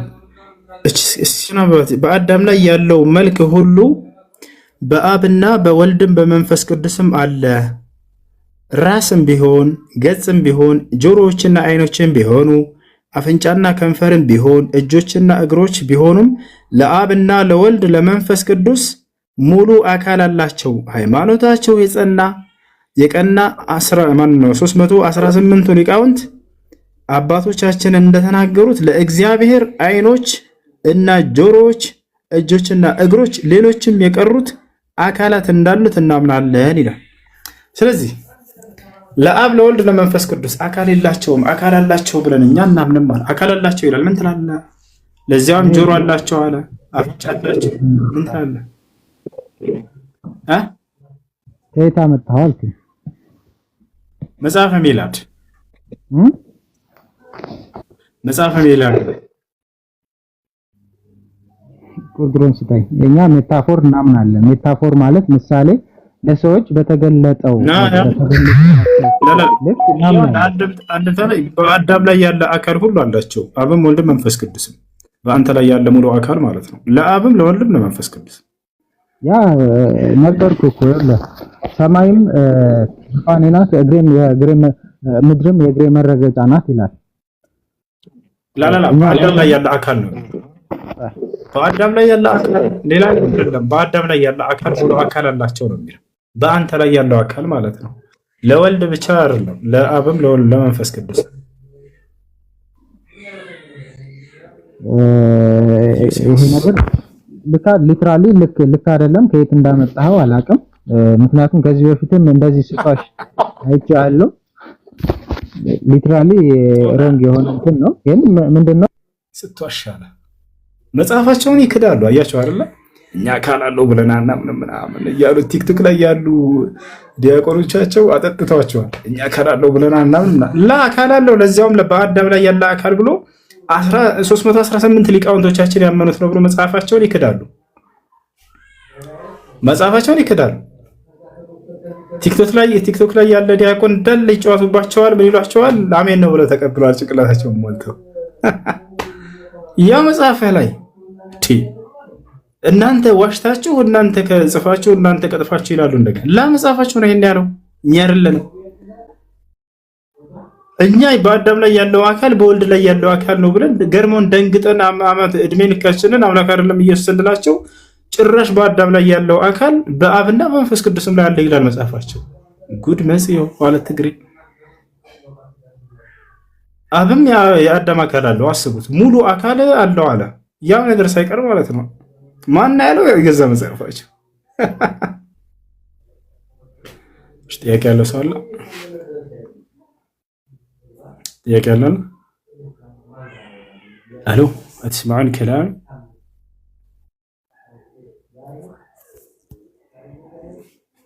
السلام عليكم ورحمة الله وبركاته أستاذ. وعليكم السلام ورحمة الله وبركاته. نعم. معلش تقدر تكلمني بالبوكس ممكن؟ اوكي. طيب جزاك الله خير. اوكي. ايش ጥያቄ ያለ ካለ ይቀጥል።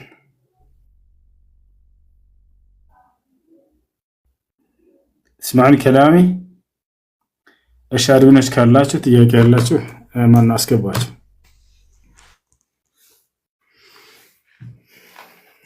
እሺ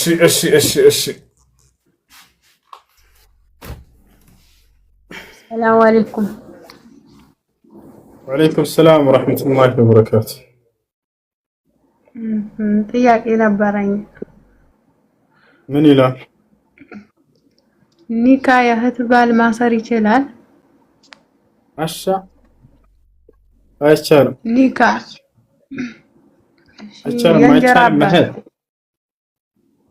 አይቻልም። አባት ካለ ወላጅ አባት ከሌለ አያት የአባትሽ አባት ከሌለ ወንድምሽ ከሌለ አጎትሽ ከሌለ ልጅሽ ኒካ ማሰር ይችላል። አንቺ ለአቅመ አዳም ላይ የደረሰ ልጅ ካለሽ ለምሳሌ አንቺ 96 ዓመትሽ ከሆነ ልጅሽ ደግሞ 15 ዓመትና ከዚያ በላይ ከሆነ ለእናቱ አንቺ ኒካ ማሰር ይችላል። ልክ ነው። ይሄ ካልሆነ ደግሞ ሸሪዓ ፍርድ ቤት ባቀረባቸው የሚገኝ ይችላል።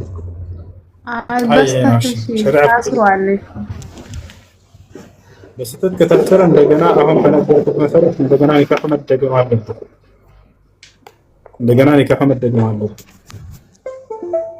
እሺ 96 ዓመት አልኩ እንጂ ይቅርታ 90 ለማለት ነው። እሺ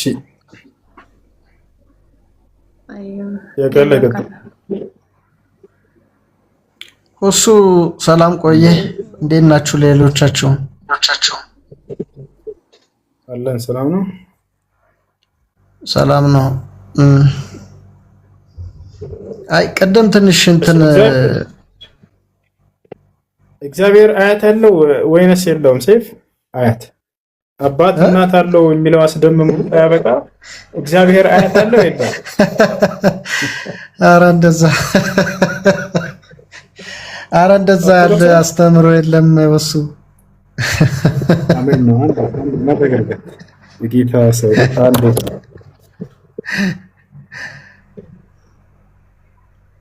እግዚአብሔር አያት የለውም አይደለ?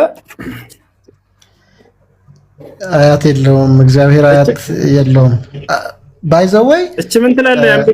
አንብባት እስኪ እቺን አንብባት። ምን ትላለህ? አንብባት። የእግዚአብሔር አያት ሆነሻል ይላታል ሐናን። አያት አይ እሱን ላስረዳ። አሁን ይሄ ይኸውልህ አንዳንዴ ይሄንን እኮ ነው መተው ያለብን ሁሱ። ቆይ ሴቭ አንዴ ከማስረዳት በፊት ቃሉን አንብበው። አንዴ ቃሉን አንብቦ ነው እኮ ሰው ማስረዳት ያለበት። እግዚአብሔር አያት እንዳለው መጽሐፋቸው ይናገራል። ያ አንብበው። እንታን ደንግጠህ አያት አለው ስትባል የለውም በፍጹም አልክ። አሁን ደግሞ እንዳለው ስታይ እሱንም ሆነ ሰረበር ምን ለማ ይሄ እኮ ሃይማኖት ነው ሁሱ። ለምንድን ነው በሃይማኖት የምንቀልደው? እሺ በቀልድ አይደለም። አንብበው። እሺ ሴቭ አንዴ።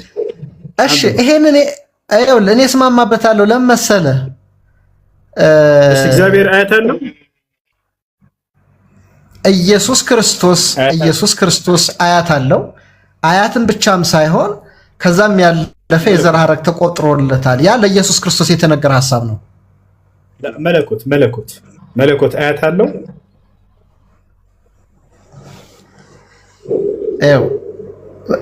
ይሄንን ነው እሱን ነው አሁን አያት የተሰኘው በስጋ ክርስቶስ በስጋ ተወልዷል፣ ተገልጧል።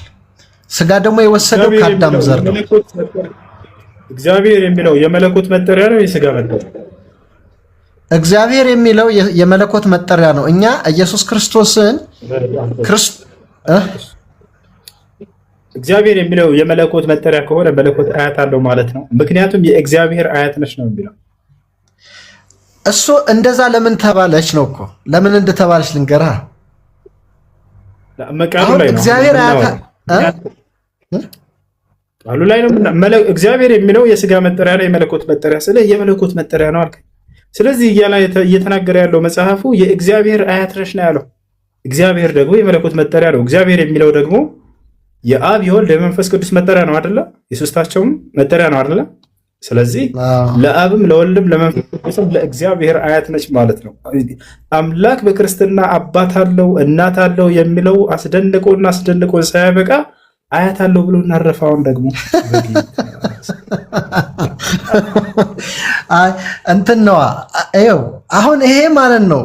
ይሄ ባይዘወይ አሁን ይሄንን በማለትህ እኔን አጠቅመኝም። አሁን ለምሳሌ አንተ እኔን ለመጥቀም ወይ እዚህ ያለ 1400 ሰው የተከታተለ ነው አይደል እንዴ? ይሄን በማለትህ የሚጠቀም ሰው የለም። ገብቷል? ይኸውልህ ወገናችን ሰማላ ድምጼ ምክሩን ተውና እባክህ ምክሩን ተውና አሁን እንደተን እዚህ ቦታ ላይ ምን ትላለህ አንተ ነው አያት አለ የሚለው ነው። ዮኒ አሁን ትቀበላለህ? አሁን ዮኒ አለ ለምሳሌ በጣም ጨዋል ነው ዮኒ ላስረዳህ።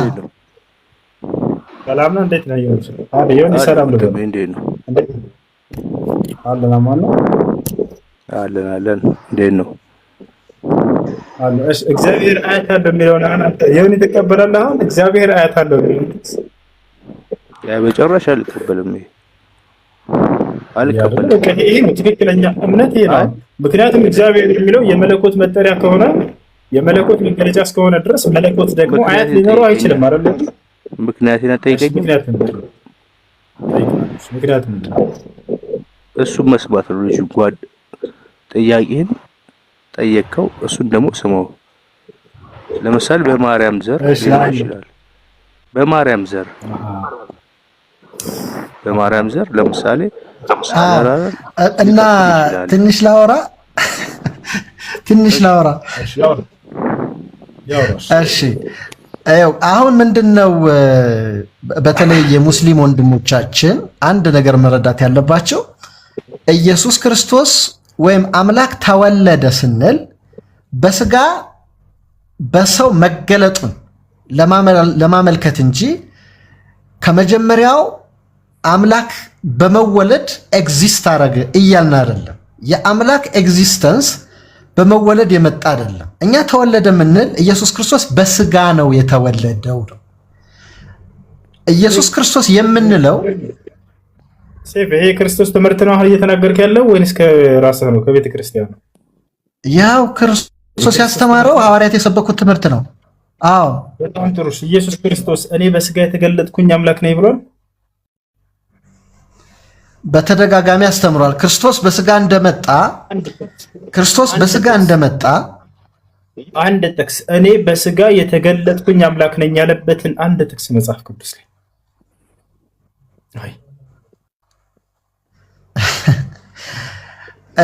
ክርስቶስ በስጋ ለመገለጡ አንድ ጥቅስ አይደለም፣ ብዙ ጥቅስ ማቅረብ ይቻላል። አልጠየኩም። አያችሁ ታረለ ሐሳቡን ይቀይር ነው ረበልካ በስጋ እንደመጣ እኔ በስጋ እንደመጣ ካንተ በላይ አምናለሁ። እሱ ሳይሆን አሁን ጥያቄያችን እኔ በስጋ የተገለጥኩኝ አምላክ ነኝ ያለበትን አምላክ ጌታ አምላክ መሆኑን ላውጣልህ አንድ ዜም በስጋ ደግሞ መገለጡን አልጠየኩም። እኔ በስጋ የተገለጥኩኝ አምላክ ነኝ ያለበት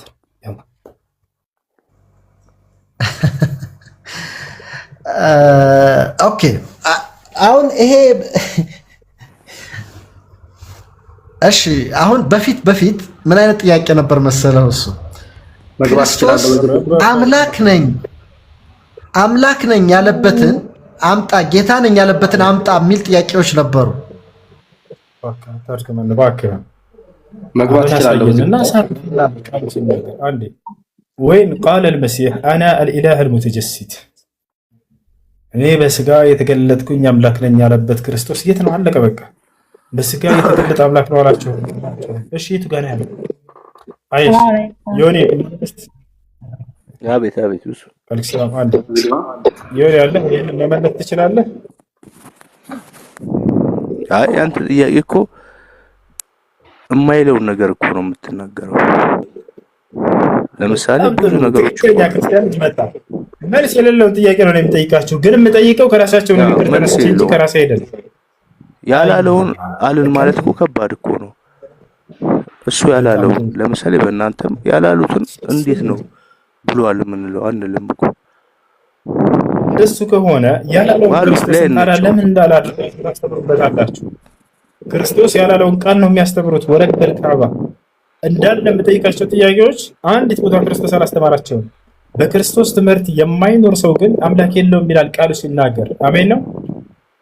ስለዚህ ክርስቶስ አላስተማረውም ይሄን ትምህርት። ምን ብላችሁ አስቡ? በክርስቶስ ትምህርት አይደለም እየኖራችሁ ያላችሁት፣ ከክርስቶስ ትምህርት አስወጥተዋቸዋል ወንዶቻችሁ። ጥያቄ ያለ ገጣች ወይንም በዚህ ላይ ማለት ፈልካለ ይከተል ጉራማይ እኔ እግዚአብሔር ነኝ ብሎ አይናገርም እኮ። ዓለምን እንትን ብየዋለሁ ምን ብየዋለሁ ምናምን ብሎ በምክንያት ይነግርሃል እንጂ እኔ ብቻዬን ነኝ የፈጠረኝ አይደለም እኮ። ይሄን አምጣልኝ ብትል ከየትም አይመጣም። በእናንተም በኩል ቢሆን እስቲ ተሰጣይ ይላል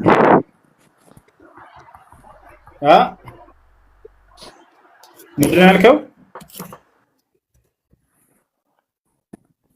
እኔ ብቻዬን ብሎ አልተናገረም አምላክ እያልክ ነው?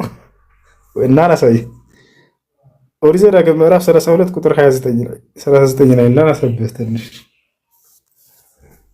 ያውና ምዕራፍ 32 ቁጥር 39 ላይ ምን ይላል?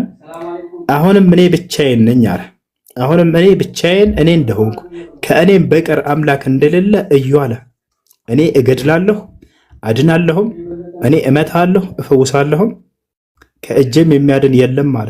ያውና አምላክ እኔ ብቻዬን አምላክ ነኝ ከኔ ሌላ አምላክ የለም ብሎ ተናግሯል። ይሄ ነው ኢየሱስ ክርስቶስ አንዲት ቦታ ላይ እኔ አምላክ ነኝ ብሎ ግን አልተናገረም። የነብያት አምላክ ግን እኔ ብቻ ነኝ አምላክ ከኔ በቀር ሌላ አምላክ የለም ብሎ ተናግሯል። የቱ ጋር ነው ክርስቶስ እኔ አምላክ ነኝ ያለው? የለም ማለት ነው። ክርስቶስ አምላክ ነኝ ሳይላችሁ ነው አስገድዳችሁ እያመለካችሁት ያላችሁ። ያ አስገድዳችሁ በማስፈራራት ይተራል ይመሰክሩለታል። እሱ እኮ ማን ትሉኛላችሁ ይላል እኮ። አንተ ያው እግዚአብሔር ልጅ ነህ ይላሉ እኮ። ያው እግዚአብሔር ልጅ ነህ ይላሉ። ያው እግዚአብሔር ልጅ ነህ አሉት እንጂ አምላክ ነህ አላሉም። በቃ እነሱ እንኳን ይመሰክሩለታል። ማን ትሉኛላችሁ እያለ ይጠይቀዋል። ልክ ነህ አንተ ደምና ስጋ አልነገረህም ይላሉ። ፈጣሪ ነግሮ ነው ብሎ ነው የሚያስቡት። እሺ ግን ክርስቲያኖችም ግን ግቡ ስለ እኔ ምን ትላላችሁ ብሎ ክርስቶስ ሲጠይቃቸው ጊዜ ምንድነው ያሉት? ማን ነው የተመለሰለት? ጴጥሮስ ነው አይደል? ጴጥሮስ ነው አይደል? ያኒ ያው አራት ናቸው። ሶስቱ ተሳስተዋል ሳይሆን እንደሱ አላስተካከሉትም። እሱ ትክክለኛውን ነገር አለ፣ እሱ መሰከረለት። እሺ ምንድነው ያለው? እሱ ጋር ራሱ ይጋጫል። የሚገርማችሁ ማርቆስ መጣና ምን አለ? አንተ ጴጥሮስ ነህ ነው ማን ነው? አንተ ክርስቶስ ነህ ነው ያለው አለ። ሉቃስ መጣና አንተ የእግዚአብሔር ልጅ ክርስቶስ ነህ ነው ያለው አለ። ማቴዎስ መጣና አንተ የሕያው የእግዚአብሔር ልጅ ክርስቶስ ነህ ነው ያለው አለ። የትኛው ነው መንፈስ ቅዱስ ይገለጥላችሁ? ትክክለኛ የትኛው ነው ጴጥሮስ የተናገረው? አንተ ክርስቶስ ነህ ብሎ ነው ዝም ያለው?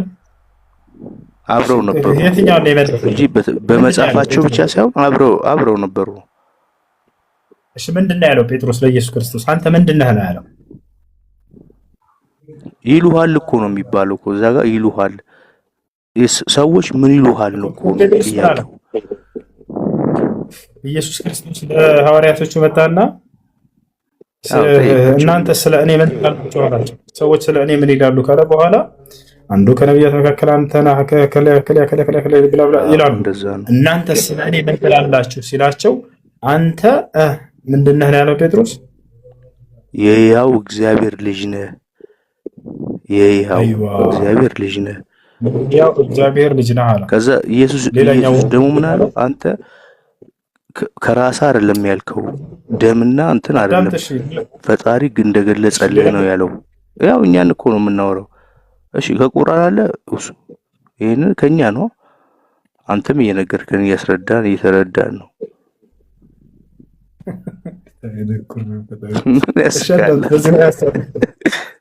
በዚህ ሀሳብ አዳምጥ። እሺ እንትን ይላል የተለያየ ነው። አንደኛው ወንጌል ላይ ጴጥሮስ የተናገረው አንተ የሕያው የእግዚአብሔር ልጅ ነህ ነው ያለው ይላል። ሌላኛው ወንጌል ላይ አንተ የእግዚአብሔር ልጅ ክርስቶስ ነህ ነው ያለው ይላል። ሌላኛው ላይ አንተ ክርስቶስ ነህ ብቻ ነው ያለው ይላል።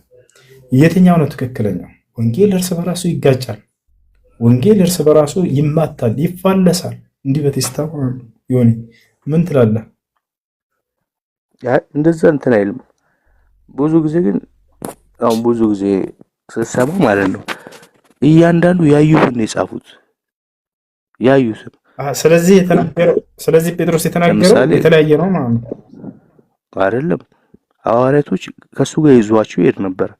እነሱ ያዩትን ነው የጻፉት። ለምሳሌ ያረፈ ለምሳሌ ይኖራል ነው ልጠይቃ ያዩትን ከሆነ የጻፉት ያላዩትን በጨራሽ አይጻፉም። ሉቃስን ቢያርፍ ማለት ነበር ነው አዳምጠኝ ብቻ አዳምጥ እንጂ በቃ ይኸው ችግር መጣብህ። ሉቃስ ዛሬ አሞኛል ብሎ ቢተኛ ዮሐንስ ይጽፋል። ገብቶሃል? ያላየውን አዎ እሺ እስሚዝ አለ እስሚዝ ወይ ሁሱ ሰላም አለይኩም። ወአለይኩም ሰላም። እንዴት ነህ? አልሐምዱሊላህ። እንዴት ነህ? ይሄ ልጅ አልቻልኩትም፣ ሊቆምልኝ አልቻለም። እስኪ አንተ አውራው እስኪ ረጋ በል። አይ መርሃባ። እሺ ሁሱ የሆነ ጥያቄ አለ እስልምና ላይ ያው ሁሱ ያልቻለ ግን እኔ እንዴት እንደማደርግህ እስቲ አይ እንደዛ ሁሱ ጎበዝ እንደሆነ አምናለሁ። ደስ ይለኛል እኮ የኔ የራሱ ኡስታዝ ነው፣ እሱ ነው አስተማሪ ነው። ደስ ይለኛል እሱ። ግን ጥያቄ ልጠይቅህ አንተንም።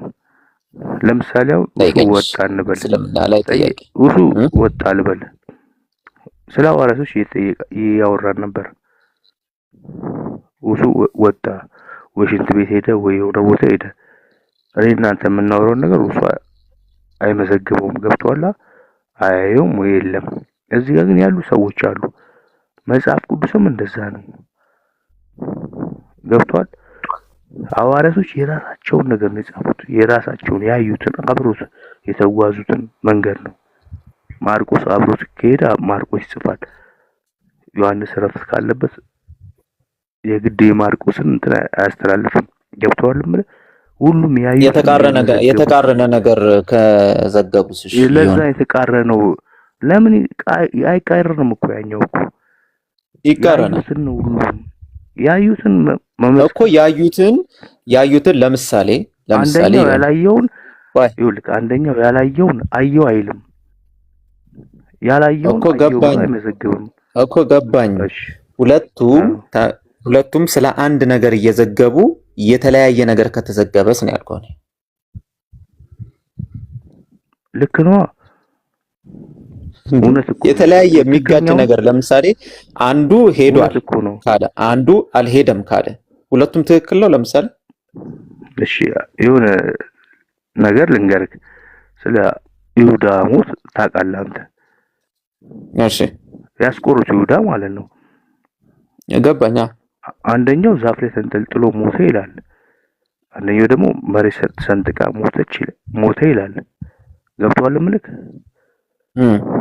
እስቲ ተረዳኝና ብቻ ይሄን አውርቼ ልውጣ። ያየው ሲንጠለጠል ነው። ገብቷል። ተንጠልጥሎ ሞቷል፣ አይቶታል። ያም መዝግቦ ሄዷል። ኢየሱስ የሞተ ጊዜ ማለት ነው። ሌላኛው ጸሐፊ ደግሞ ሲመጣ ማለት ነው መሬት ሰነጠቀች፣ ቤተ መቅደስ መጋረጆች ተከፈቱ ምናምን ብሎ ሰንጥቆ እንትን አለ። ከዛ ያኛው ደግሞ ያየው ወድቆ ከዛፍ ላይ ማለት ነው መሬት ሰንጥቃ ስትወጣ እያየ ነው። ገብቷል ምልክ ሁለቱም እኔ እሱን አላልኩም። እይታ ነው እይታ እኮ ነው። አልገባህም እኮ ኮንትራዲክሽን ምን እንደሆነ አልገባህም። እይታ ነው።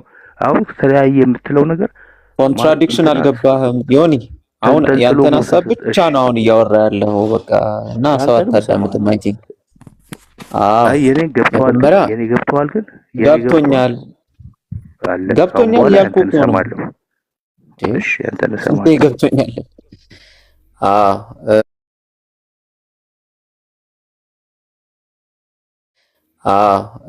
አንተ እይታቸውን ነው የገለጹት እንጂ ግጭት አይደለም። ስለዚህ አንዱ እንደዚህ ሆኖ አየ፣ አንዱ እንደዚህ ሆነ አየ አለ። በጣም ጥሩ ችግር የለውም። አቴ ታይም ግን ተመሳሳይ የሆነ ነገር ተዘግቦ ለዛ ለተመሳሳይ ነገር ሁለት የተቃረነ ነገር ከመጣ ግን ግጭት ይባላል። ኦኬ ተመሳሳይ ለሆነ ነገር ለምሳሌ አንተን እኔ በዚህ ሰዓት ሄዷል፣ ሰዓቱን ጠቅሼ ራሱ ሄዷል ካልኩኝ በዛ ሰዓት አንተ ልትሄድ ነው የምትችለው። ሌላው ሰው በዛው ታይም ላይ መጥቶ አልሄደም የሚል ከሆነ ወይ ሄዷል ያለው ነው ትክክል፣ ወይ አልሄደም ያለው ነው ትክክል። ኦኬ ይጋጫሉ። በዛ ታይም ግን ሁለቱንም ትክክል ነው ልትል አትችልም ማለት ነው። ለምን? ኮንትራዲክሽን የሚባል ነገር አለ፣ ግጭት የሚባል ነገር አለ። ስለዚህ በተመሳሳይ ሰዓት በተመሳሳይ ጊዜ ስለ አንድ ነገር እየተወራ ሁለት የተለያየ ሐሳብ የሚመጣ ከሆነ ይሄ ግጭት ነው። በዚህ እንስማማለን ዮኒ?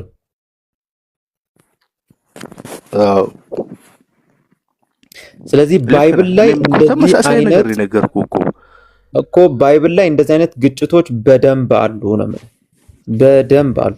አሸን ናቸው። እሺ አስረዳና ችግር የለውም።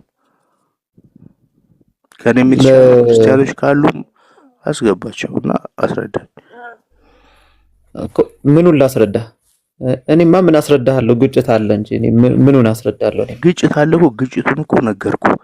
ተመሳሳይ ነገር ስለ አንድ ሰው እኮ ሐሳብ እኮ ነገርኩ። ለምሳሌ ስለ አይሁዳ ሞት አይሁዳ እንዴት ሞተ ብለህ በመጽሐፍ ቅዱስ ትንቢት አንደኛው መሬት ተሰንጥቆ ዋጠው ይላል፣ አንደኛው ደግሞ ዛፍ ላይ ተንጠለጠለ ይላል፣ ሌላኛው ደግሞ ሲዘግብ ማለት ነው። ግን ሁለቱም ያዩትን ነው የሚመዘግቡት፣ ያዩትን ማለት ነው በአይናቸው። ለዛ እኮ ነው መጽሐፍ ቅዱስ ሐቅ ነው የሚባለው፣ የሚዋሽለት ነገር የለም። ተመሳሳይ ሰዓት ላይ እንዴት ያዩት ነገር የተለያየ ሊሆን ይችላል? ኖ እሱን ጠይቀኛ። እሱ ተጠየቁ ወጣ፣ እሱ ተጸጽቶ ወጣና ራሱን አንጠለጠለ። ከዛ መዘገቡት። በተመሳሳይ ሰዓት ዮኒ በተመሳሳይ ሰዓት አይደለም፣ ተመሳሳይ ሰዓት አይደለም። እሱ እንዳሰቀለው አውቆ እንትን ብሎ ማለት ነው ራሱን ሰቀለ። መጽሐፍ ቅዱስ ላይ እኮ ያለ ነገር እኮ ነው ማውራት። እሱ ወጣ አይ ቲንክ አልገባህም። በቃ አልገባህም። ተመሳሳይ ሰዓት ምን እንደሆነ ገብተዋል። ተመሳሳይ ሰዓት እኮ ማለት አሁን ሰዓት ነው 4:44 ደቂቃ ማለት ነው። በ4:44 ደቂቃ ላይ አይደለም፣ በ4:44 ደቂቃ ላይ የተዘገበ ነገር ሁለት የተቃረነ የተለያየ ሐሳብ ሊሆን ይችላል ወይ? ይሄንን መልስ። የመጨረሻ አይደለም። እኔ እኮ ነኝ የነገርኩህ እኮ እሱን አይደለም ማለት እሱ ካሰዘው የአስቆርቱ የይሁዳን ተው፣ እኔ ስለማውቀው ነው። እኔ አሁን መጀመሪያ እዚህ ላይ እንስማማ። ከተስማማን በኋላ ስለ ኮንትራዲክሽን ከተስማማን በኋላ አንተ አንድ ያስከው ኤግዛምፕል አለ፣ እሱን ዝም ብለህ እሱ ላይ መሄድ አይደለም። የአስቆርቱ ይሁዳ እሱ አይደለም ችግር፣ የማአት አለ እያልኩ መጀመሪያ ግጭት ምንድነው የሚለው ላይ እንስማማ። ታዲያ እኔ ደግሞ ሌሎቹን ደግሞ እስቲ ንገረኝ እኮ ብዬ እኮ ጠየቁ። መጀመሪያ እንስማማ። በተመሳሳይ ሰዓት ሁለት የተለያየ ነገር ሊነገር አይችልም። ኦኬ፣ ሀቅ ነው። ልክ ነው። በጣም ጥሩ። ለምሳሌ የስቅለቱ ሉቃስ ላይ የተጠቀሰው የቤተ መቅደሱ መጋረጃ መቀደድ ሉቃስ ላይ ምን ይላል? ሉቃስ 23 ከ45 እስከ 46 ስታነበው ለምሳሌ የቤተ መቅደስ መጋረጃ ከመካከል ተቀደደ፣ ኢየሱስም በታላቅ ድምፅ ጮኸ ይላል። አሁን እዚህ ጋር የቤተ መቅደሱ መጋረጃ ከተቀደደ በኋላ ነው አይደለ? ኢየሱስ በታላቅ ድምፅ የጮኸው። ከዛ አባቴ ሆይ ነፍሴን በእጅህ አደራ ሰጣለሁ ብሎ ነፍሱን የሰጠው አይደለ? አዎ ሀቅ ነው። ሀቅ ነው። ስለዚህ ኢየሱስ ነፍሱን ከመስጠቱ በፊት መጋረጃው ተቀዷል አይደለ? በቃ ሲሞት ተቀደደ እኮ ያው በሉቃስ መሰረት ማለት ነው። ያው በቃ መሬት እንትን አለች፣ የረደ መሬት መጣ። ሌላ ቦታ ኖ የጠየቅኩህ አናርዝመው። ኖ የጠየቅኩህ በሉቃስ መሰረት ልክ ነው። መጀመሪያ የቤቱ መቅደሱ መጋረጃ ተቀደደ። ከዛ በኋላ ኢየሱስ ምን አለ? በታላቅ ድምፅ ጮሆ አባቴ ሆይ ነፍሴን በእጅህ አደራ ሰጣለሁ አለ። ከዛ ይህንን ብሎ ነፍሱን ሰጠ። ስለዚህ ሞተ። ከዛ በኋላ ከቤቱ መቅደሱ መጋረጃ ከተቀደደ በኋላ ትክክል? ያው ልክ ነው። ጥሩ። ማቴዎስ 27 ላይ ደግሞ ኢየሱስም ሁለተኛ በታላቅ ድምፅ ጮሆ ነፍሱን ተወ ይላል። እነሆም የቤቱ መቅደሱ መጋረጃ ከላይ እስከታች ከሁለት ተቀደደ ይላል። ነፍሱን ከወጣ በኋላ የቤተ መቅደሱ መጋረጃ ተቀደደ ይላል። ማቴዎስ ያልከው ነፍሱን ተወ ያልከው ምን ማለት? ነፍሱን ሰጠ።